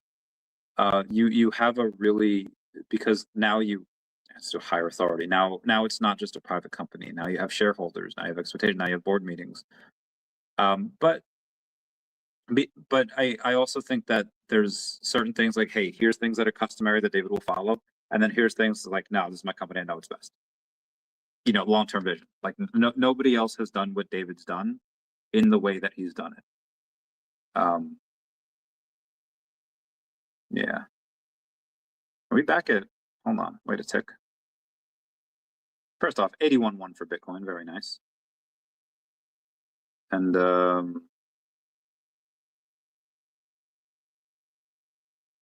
sorry, is my CoinGecko tripping right now? I think my CoinGecko is okay, no, we're good. We're good. I thought it said 2.6 for a second. I was like, no, that would be a little wicked spike up. But now it's 2.4. We're good. We're Gucci. All right. The earnings calls will be different. Yeah, they'll be great. I also think that the stock really has a chance to go parabolic because I think everyone will be like, I don't think David fits the typical mold of a CEO. I think that he's different in just the right way, where, you know, he's young enough to be innovative, or well, he's old enough to be experienced. He's got multiple decades of success under him, and he's respected, and he's just got track record like no other. But he's also young enough to be innovative, and he's young enough to have the energy and to pivot and just, and he's such a beast. And he has me. Like, he's got a team, but like, he's got the people that work for him. He's got the people that, you know, do, but then also the amount of people like me that just genuinely love him. Like, hey, what do you need? What can I help you do?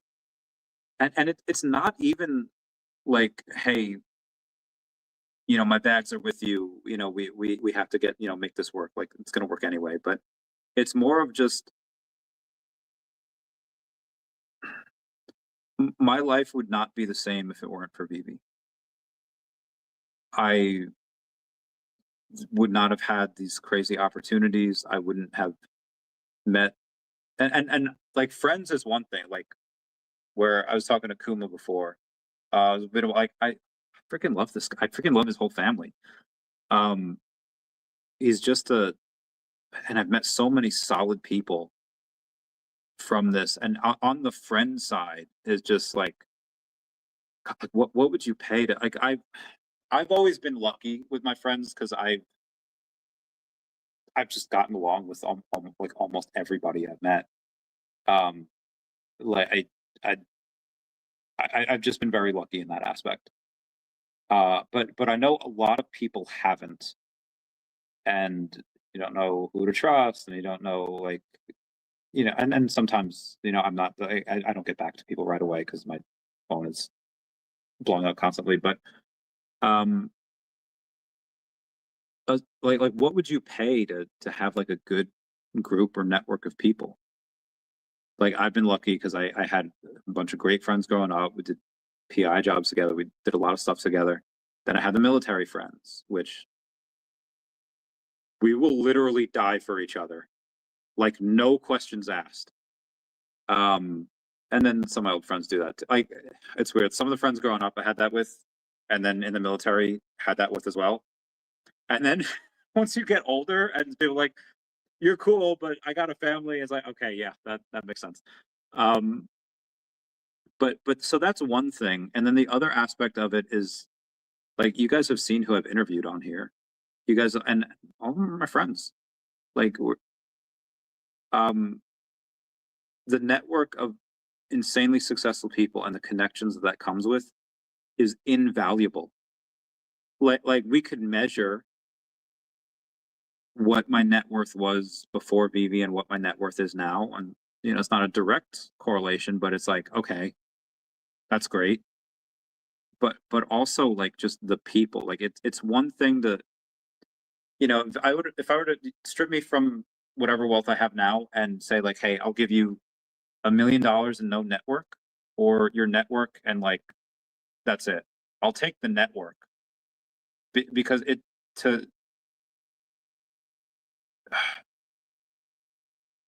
to get in the room with some of these people and to connect with them is like, almost impossible to do unless you know other people. And but really one of the only ways I got that was from YouTube and interviewing people. And like, and I was talking to,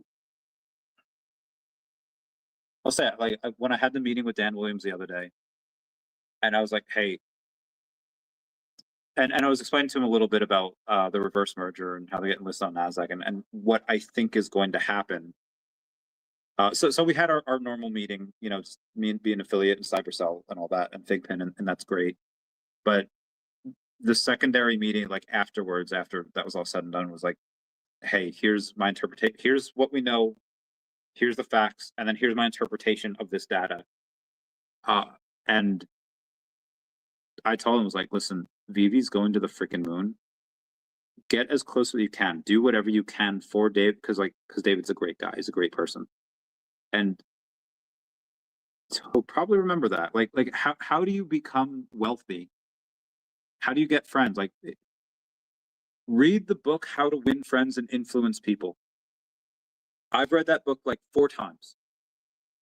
It is never a bad idea to that shit is my Bible. It is never a bad idea to learn that. Like, watch episodes of My Little Pony. Bring value to people. Go in and read 7 Habits of Highly Effective People. Read 8 Attributes of Great Achievers. Read How to Bounce with Others. Read books on success and how to bring value to people. Millionaire Next Door. Why? Because if you bring value to people, you're valuable. Be the best little worker bee you can. And it's just like, then people want you. They want, like, it's, and if people want you, they will bring you around others because they know that you're worth talking to. You're worth having in their circle. And they'll introduce you to other people. Like, the better you become, the more interesting and more powerful and successful people that you will get introduced to. And again, I don't think I would have had that without VeVe. I was doing very well in finance. I was doing very well in high risk lending. I was doing very well in Pokemon. And even on YouTube, I made partner on YouTube just by talking about Tesla and Earth2 and Pokemon cards. But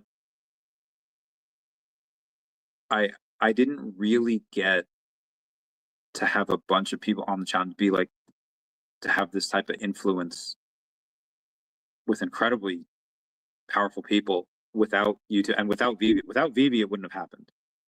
So I really want to just give them their flowers, give David his flowers. And so again, David has his entire network, he has Rolodex, he has people that works for him, but then he's got other people like me that's like, hey, I wouldn't have had what I have without you. What can I do? What can I do for you? And it's like when Harry makes Dumbledore's army in Order of the Phoenix. Like, you know, David's got this army. It's great. I need to add more honey next time, because honey is good. Anyway, we got to get back to the back on the 23rd, the altcoin market cap broke out from its 3-month downtrend with a God candle, so that was nice. A guy named Xeer, Xeer, has 63,000 followers. Said, I hate to say this, but if the Chinese can fake the Chinese exclusive cards well, pretty sure they can fake all your valuable modern English cards too. There's a lot of stores that are not buying certain cards because there's fakes, and even PSA and grading companies are not able to tell the difference. Blockchain fixes that. VeVe fixes that. Stan, with your testimony and many similarly situated people who have benefited from VeVe could be an amazing commercial.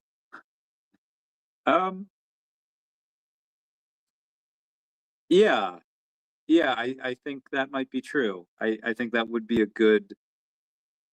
I mean, I would probably word it differently because like it's, but and I was telling Dan, like, bro, like, we could ride their coattail, like VeVe.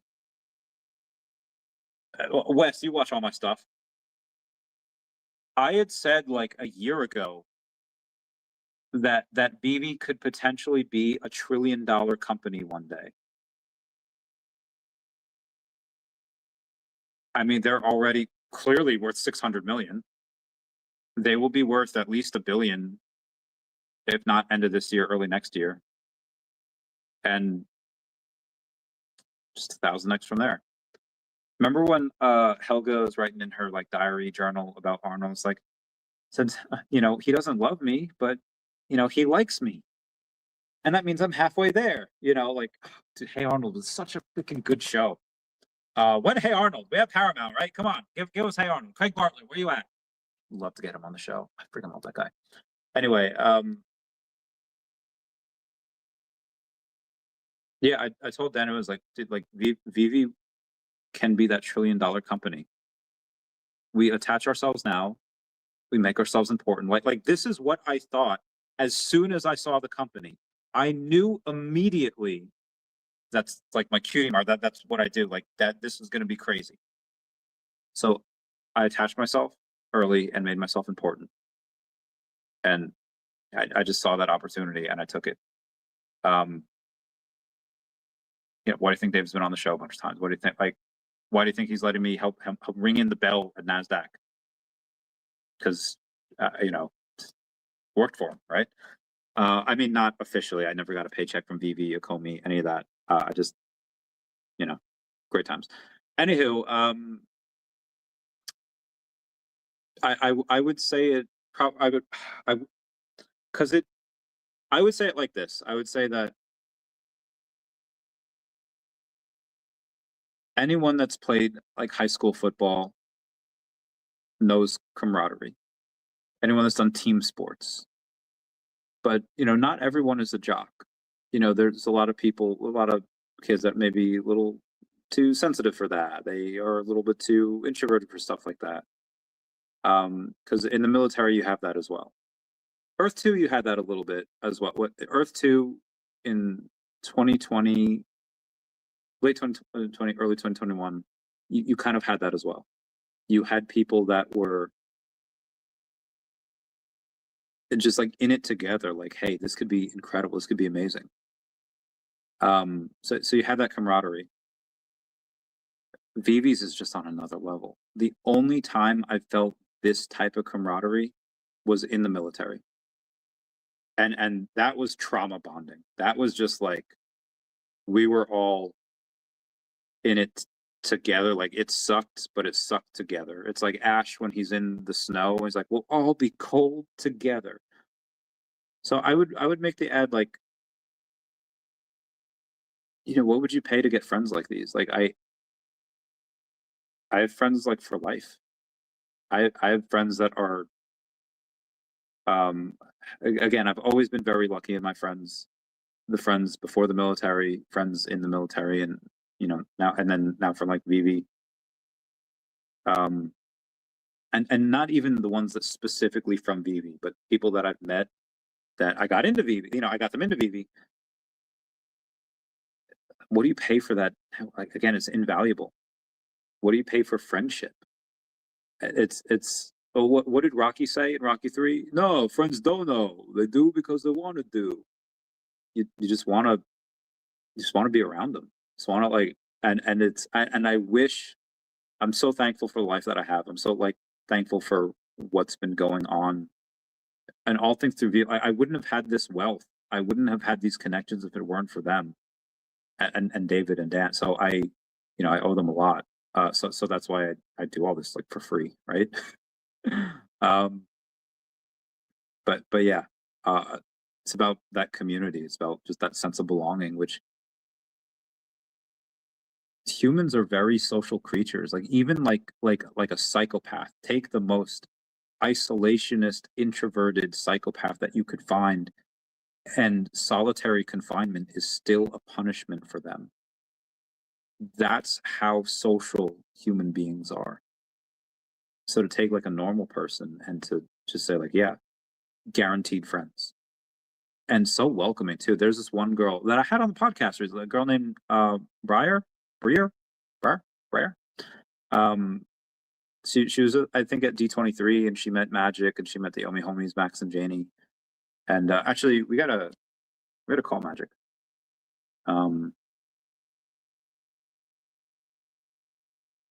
Because it is her birthday, birthday.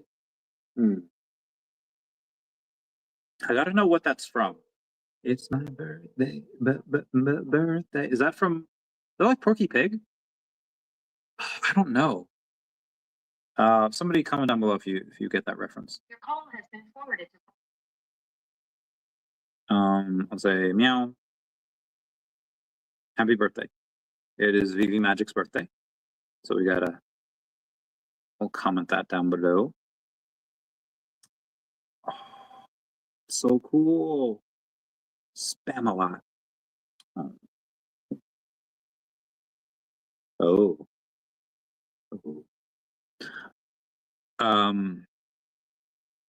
Anyway. Wow, you're ringing the bell? Well, I'm not going to be the one that's ringing the bell. Like, I'll just be there. You know, David and Dan will do the ceremonial thing. The confirmed date and time. The after party. No, not yet. But we don't know when this. I would say December. Please don't let it be on my birthday. Well, maybe that would be a good birthday present. My birthday is December 15th. So, you know, maybe, yeah, that could be cool. That would be cool if I got to go to, you know, Wall Street ringing the bell for my birthday. That would be great. Friends.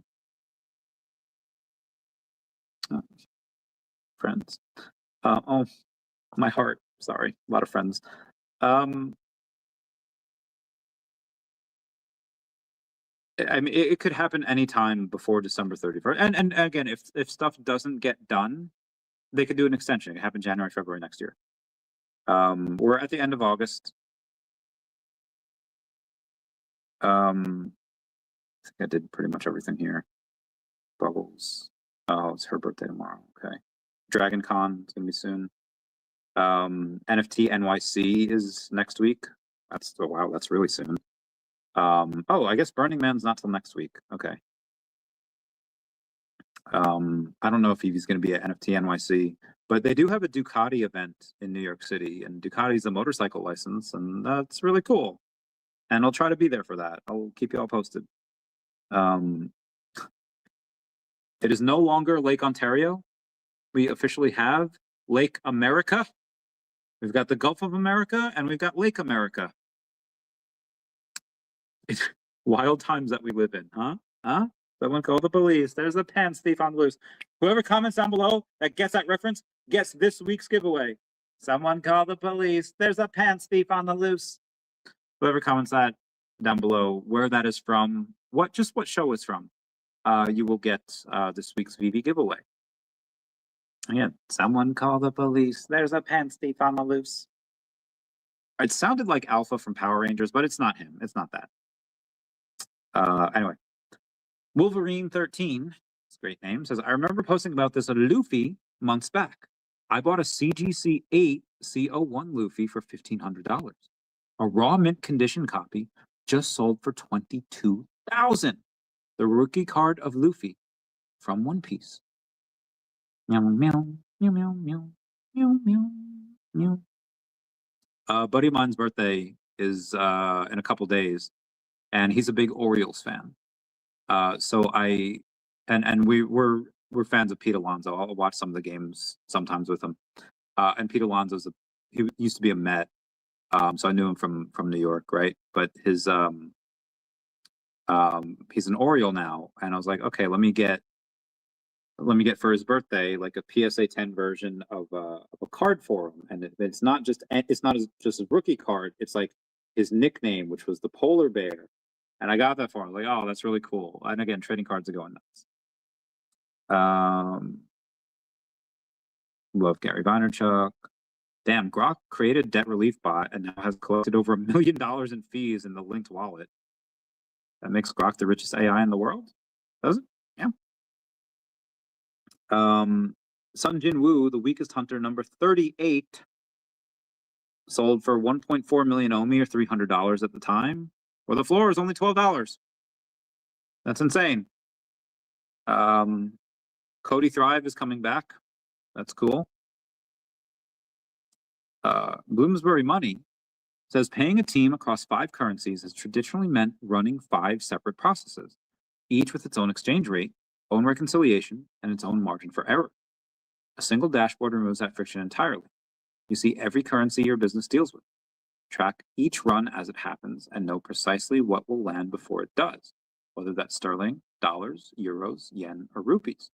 The result is more than less administration. It's margin protected quietly. No larger finance team required. Get in touch at bloomsburymoney.com. That whole thing, I'm pretty sure, was written with ChatGPT, but whatever. Oh, okay, very nice, very nice. Definiti says, everyone talks about stablecoins. Few talk about the infrastructure powering them. BVNK built payment rails and ended up with a MasterCard acquisition worth up to $1.8 billion. Now, look at Bloomsbury Money and Definity Market Stack. There's multi-currency banking, stablecoin payments, treasury services, bulk payouts, institutional liquidity, and digital asset trading. That's not just a crypto company. That's a digital finance ecosystem. Definity is one way retail can potentially gain exposure to the thesis early. Yo, what up, Ben and Korea? Thank you for the for being a member. Says, yo, Randy, yo, fam. Yeah, man. Yeah, man. I'm surprised my voice has held up. It was really hurting before. Mm-hmm. 9 million vacant homes in Japan. Japan gives them away for free in some rural areas just to prevent neighborhood collapse. They're called Kia. Oh, totally. You totally live there. Non-citizens need not apply. Oh, damn. Oh, damn. Oh, damn. Okay. Yep. Pakistan kicks off crypto licensing regime with September 5th registration deadline. And Strategy buys no Bitcoin last week, increasing USD reserves by $1.9 billion. U.S. Treasury is considering using nearly $1 trillion of its own funds to buy back bonds. This pumped liquidity straight into the markets, which is bullish for crypto, gold, and stocks. Vivek Ramaswamy Strive bought 1,100 Bitcoin worth $85 million on August 24th. VeVe did not have a great week because 2 weeks ago, there was 408 new users. Last week, only 166. So not the best week that VeVe's had, but we continue on. Donald J. Trump says President Donald J. Trump says Iran is completely collapsing. That was on August 24th. Tom Lee's Bitmine bought $81 million worth of ETH last week, its largest buy in 2 months. Tom Lee predicts Ethereum will hit $62,000 in the long term. Goddamn. That is insane. President Trump raises tariffs on Canadian cars, trucks, auto parts, and steel to 50% starting in 2027.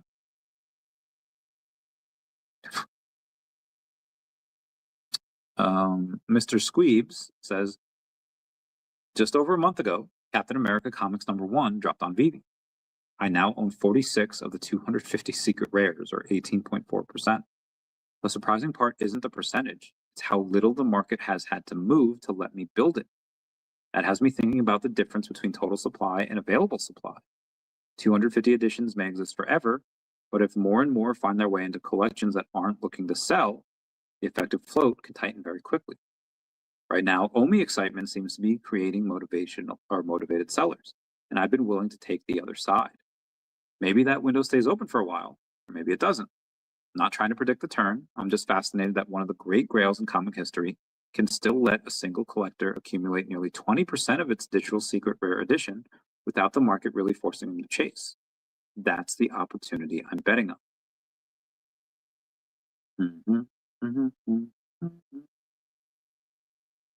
Ormax says OMI will always be there to purchase. Secret Rare Captain America #1 will not. Squeeb says exactly. OMI can always be acquired at a price. There will only ever be 250 of these, and the number actually available for sale can get much smaller. That asymmetry is what interests me. Meta Ombre says people don't realize what they're letting go of. Amazing collection, mate. Squeeb says, glad to be collecting alongside you, brother. Yeah. J. Dos says, my question is, what's the point? No hate, but I'm trying to understand. I don't understand with the physical copy, that actual original, but the digital copy is like owning a facsimile. Love comics and collecting them, by the way. Squeeb says, fair question. I think that distinction is important. I don't view the digital collectible as a substitute for the physical. To me, it's a different collectible tied to the same history and IP, but with its own scarcity, mint numbers, provenance, and collector market. A physical Cap 1 will always be the physical Cap 1. This is something different. God, where was I? The question I find interesting is whether digitally native, verifiably scarce editions of culturally important assets develop lasting collector value on their own. I obviously believe they can, but that's the experiment we're all watching play out. And as the self-custody and interoperability improve, I think that question gets even more interesting. Based on Captain America's Secret Rare price, the ultra rare is a better deal. It's possible. It's possible you're correct. Dosido says, sharing your strategy for collecting is admirable. Most would not be as transparent. I guess the purpose is to try to educate collectors on the thrill. Squeeb says, I'd love to pretend it's a noble transparency, but Stacker is basically publishing my receipts in real time. Kaidence says, it'll be interesting. Also, we have users who believe common original covers and top holder has almost 300. Oh yeah, that ML35 guy is insane. Squeeb says, yep, I think the original cover thesis is really interesting too. Different collectors can value different scarcity layers, but once meaningful percentages of any 250 edition tier start settling into long-term hands, available supply can change very quickly. And you see that with Alias #1, because I have most of them. So Alias #1 commons, the cheapest you can get is $10. Because I have 43, Sleeping is 42, Garnet 21K, and Vance Legstrom have 25 in between them. And they have also 20,000 other comics and collectibles, and not one of them is for sale. Rolly Goal has a few for sale, not of these, but he's got 11 of them. So 13, 24, 27, 31, 30. So 32, basically a third of these are in the top 5, in the top 5 people. Highest of which is me. And that's just the common. Alias #1 uncommon, there's none for sale on Stacker. I have almost 20% of those, right? I have a lot. So it's 24, 27, 30, again, another 32, maybe 33. What is the rare at? The rares, there's no rare for sale. I have the most, I have 7%. The ultra rare,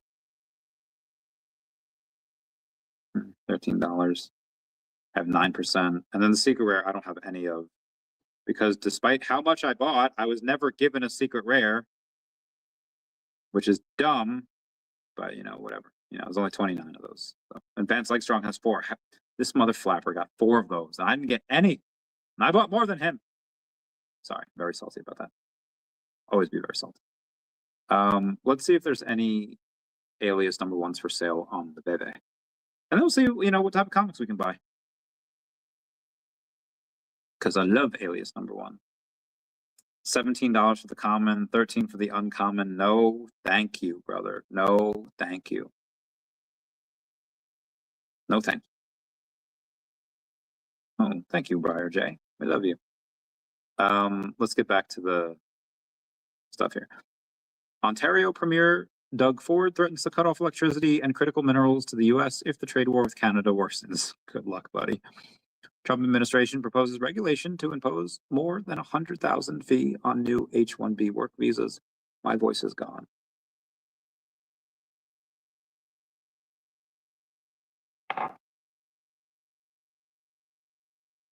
We had a VeVe update recently.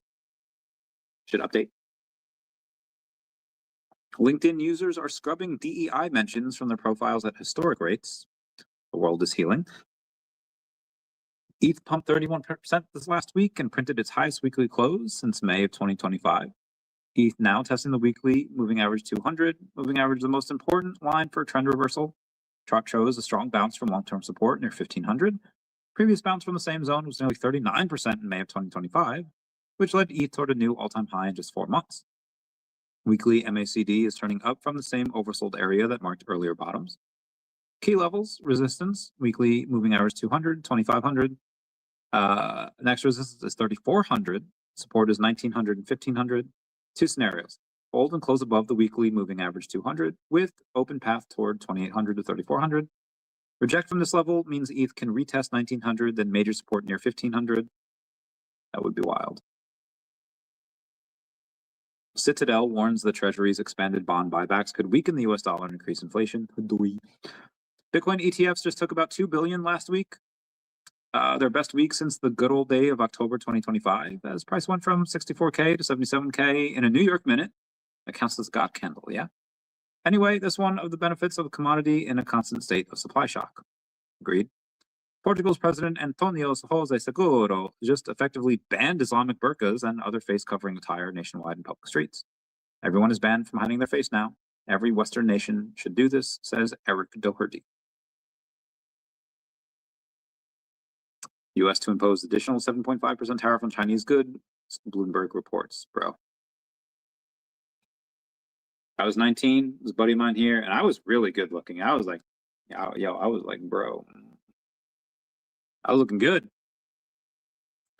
Good times, good times. I was fostering a cat years ago. His name was Hooch. We loved him. CryptoPunks had a $314,000 sale. The market keeps heating up. Which NFTs should we scoop? Treasury Secretary Dissent says he expects a major financial institution to be sanctioned this week. So anyone who helps Iran with money laundering will be removed from the US dollar system. Okay. Interesting. Lesbian Space Princess is the worst show in history, and the entire internet is ganging up on it because it is trash. Strategy sells $2 billion in MicroStrategy shares, making no Bitcoin purchases, establishes $1.6 billion US cash pool.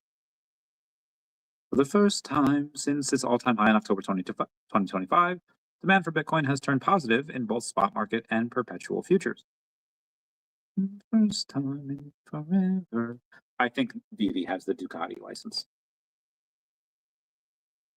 Debt Relief Bot is now trading live on Coinbase. Grok created it in March of 2025. Mexi listed the token this past weekend, and now Coinbase joins in, starting which sex comes next.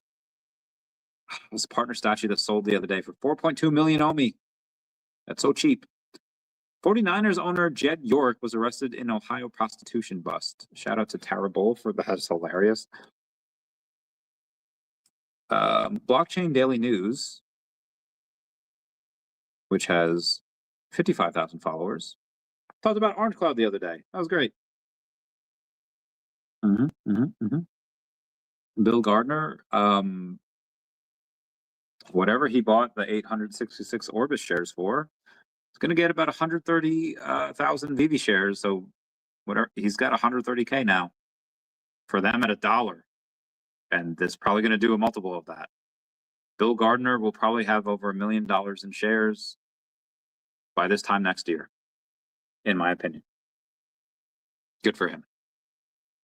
Not jealous at all.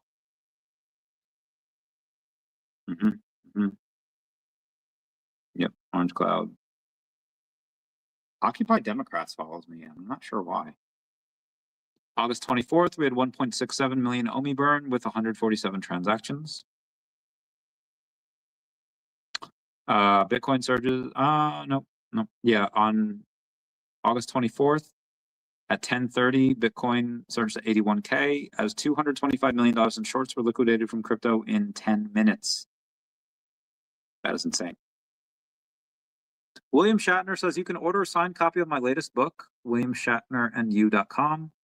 Meta8.e says would be cool if we could pay for your book on the timeline of using X BankerBot for a payment. And then he said no, and then he blocked BankerBot.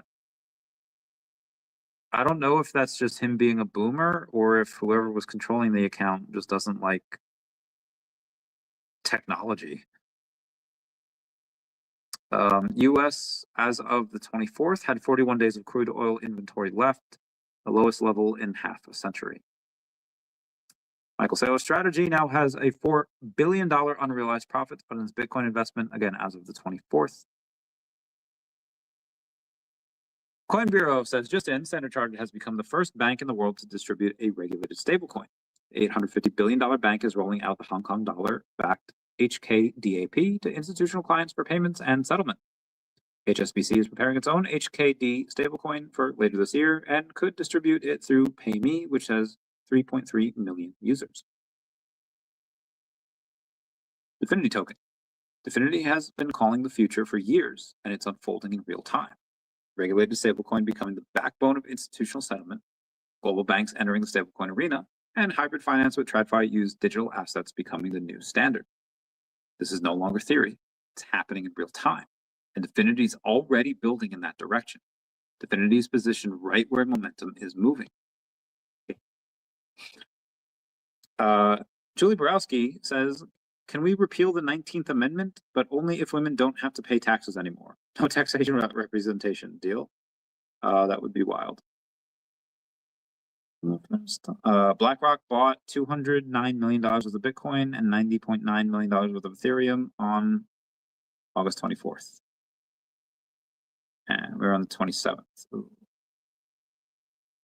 So we'd have to do 25th. Fuck. Okay, we have a lot. We've already gone 2 hours.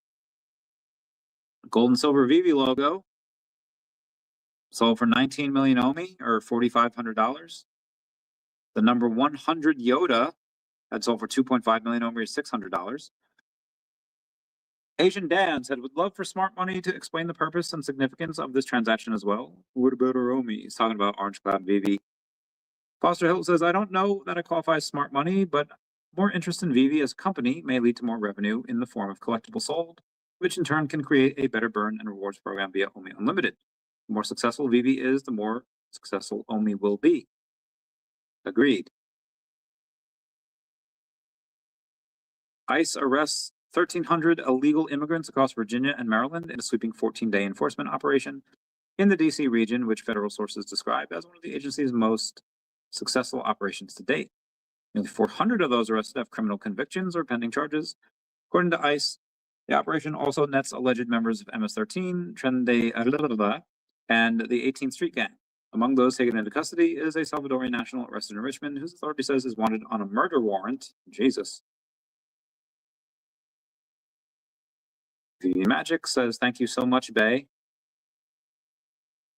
Well, what's today? August 27th. I'll put it in the calendar for next year. Oh, I have it in the calendar for next year. That's great. She wanted me to call her the other day, so I called her, and then she didn't answer. How rude. Treasury Secretary Scott Bessent is now considering using the Treasury $1 trillion general account to do bond buybacks. A massive wave of liquidity is about to hit the markets. Mr. B says, once enough airlines offer Starlink, he'll only book those flights. Extra layover? Don't care. They're Starlink. They'll sit anywhere for it. Starlink is amazing. He adds that most people haven't used it, but in Antarctica, it was our only signal. On a 4-hour drive through rural Africa, we mounted Starlink on the car and had perfect connectivity the whole time. On SpaceX, what Elon Musk is doing will fundamentally advance humanity in unimaginable ways. Someone will go to Mars in our lifetime. I truly believe it. Agreed.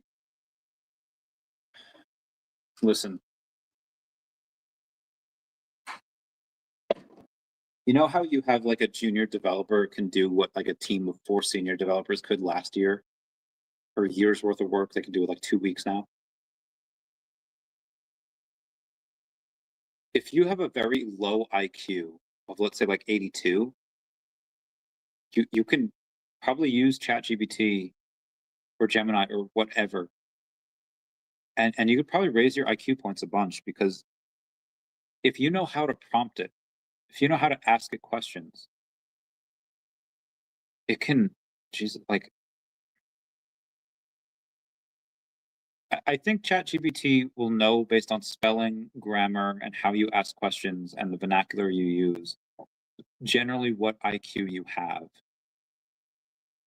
Let's do a fun project. Let's go to ChatGPT right now and say, shit, not now, not now.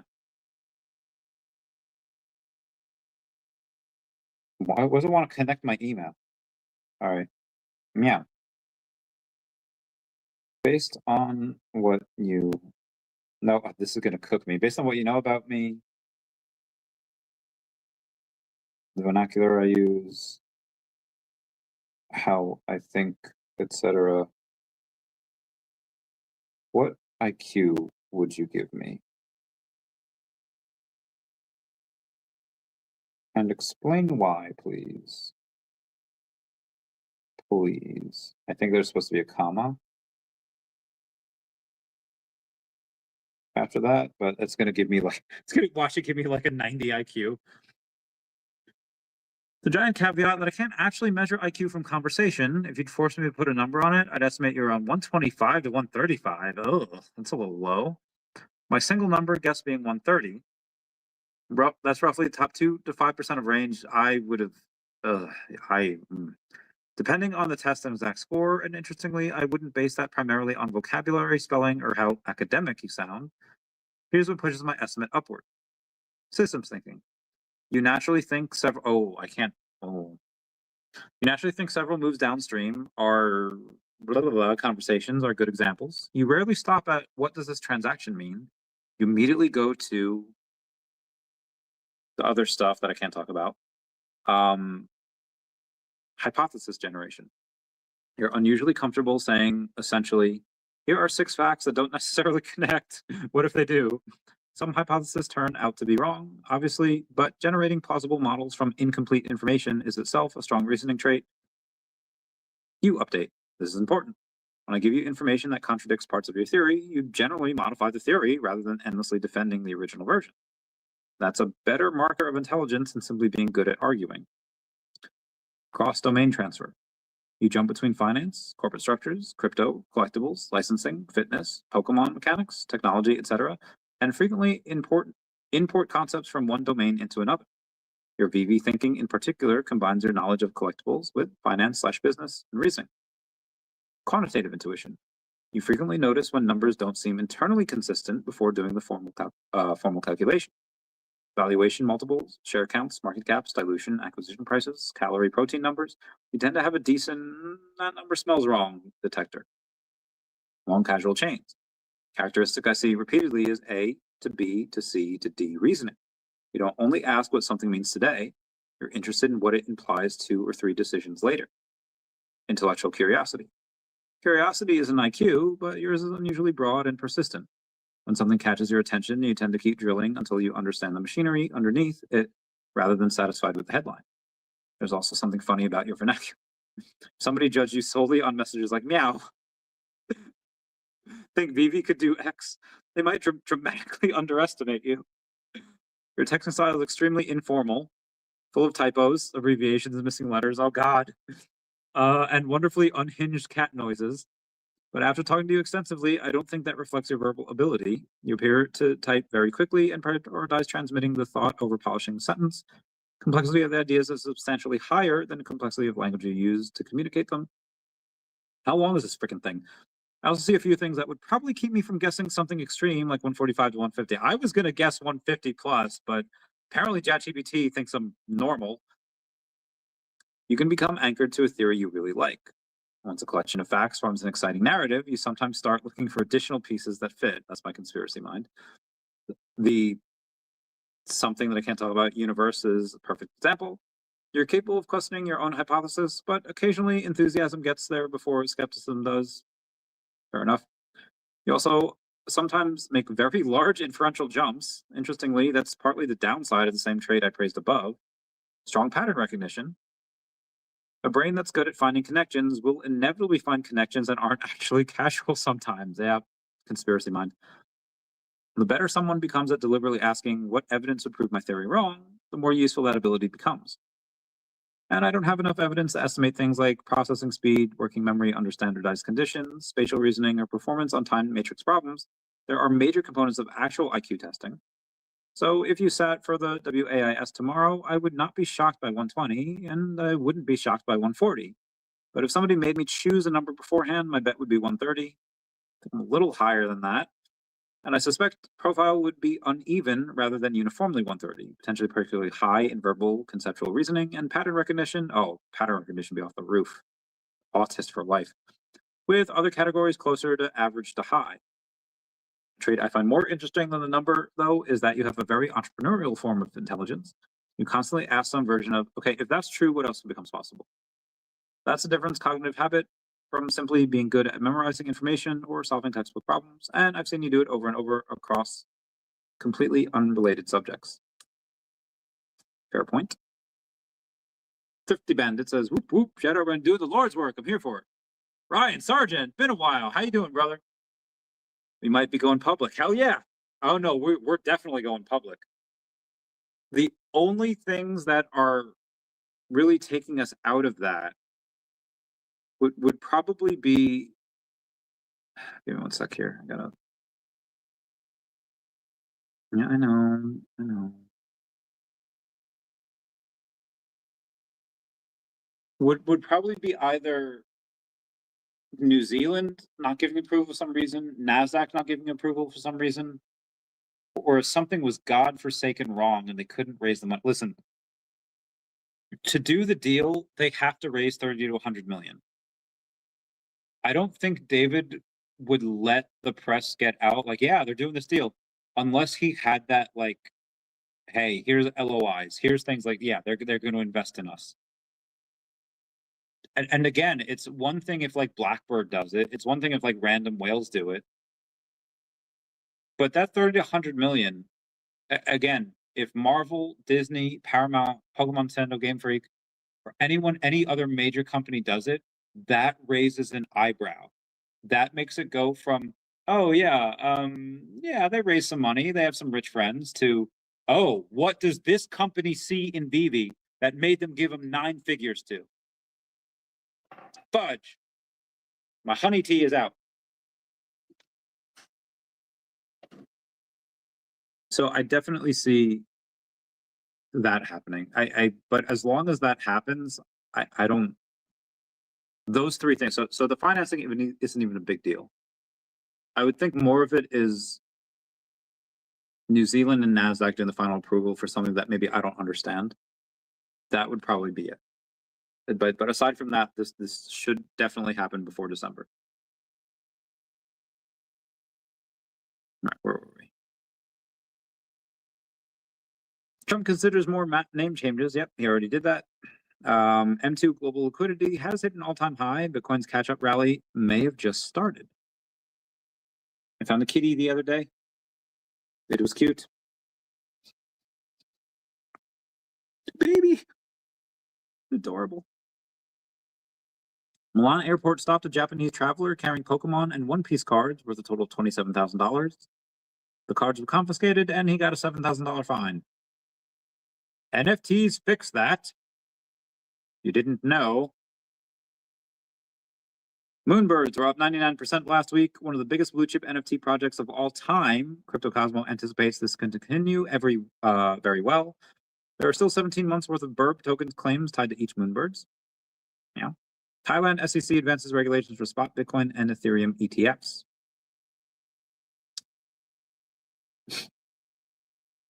Can't go over that. Oh, God, I love this game.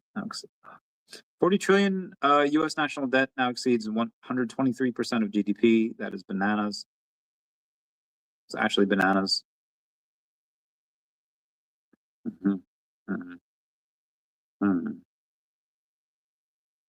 Jesus.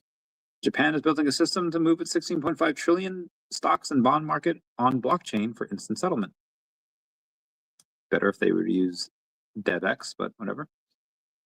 26 putty penguins got sweat for 113 ETH or $278,000. Huzzah. Foster Hill says, hey, Brian Armstrong, I know a company that's made over $1.4 billion in revenue by selling over 12.5 million licensed NFTs. They're listing on NASDAQ, and OMI is the official utility and rewards token that powers the whole ecosystem. Whales plus NFT plus Coinbase equals a perfect match. August 25th, we had 1.379 million OMI burned. Amazing Fantasy 15 sold for 25 million OMI on the 25th. Definity says everyone is searching for the next digital asset opportunity. History shows that during every major transformation, the greatest value is often created by businesses building the rails, not just those using them. As tokenized assets, stablecoins, and digital payments reshape global finance, the need for trusted market infrastructure becomes increasingly important. Trading, liquidity, settlement, market access, that's what DEFINITY is building. The picks and shovels for the next generation of capital markets. DEFINITY gives retail investors a seat at the table as the infrastructure of finance rebuilt while helping institutions save money through more efficient trading, liquidity, and settlement rails. Adam Weitzman bought some stonks.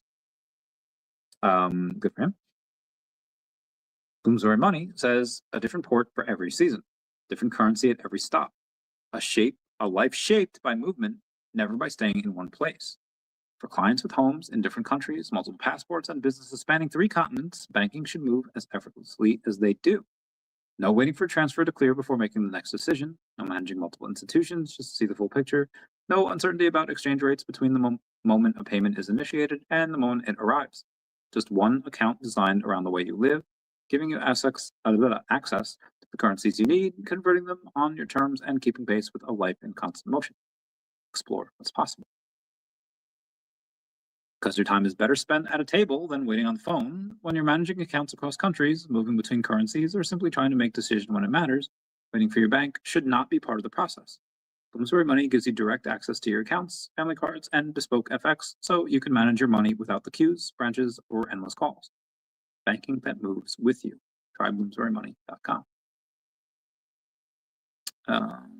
Be advised for the OMI utility program. A lot of programs don't let you withdraw at all before the period is over.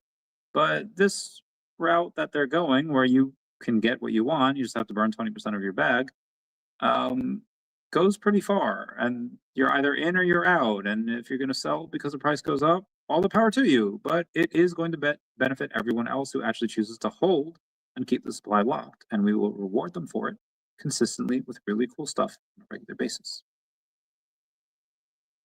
Fiddy.e says NFTs won't make a comeback until royalties are enforced again.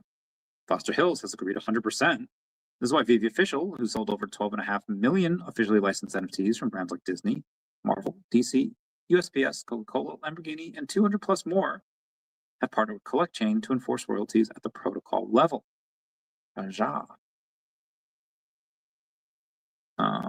And that is it for me today. Everyone, please comment, like, and subscribe. Comment again for the YouTube algorithm, and everyone say bye-bye to Dashi. Bye-bye, Dashi. We love you. My voice is shocked.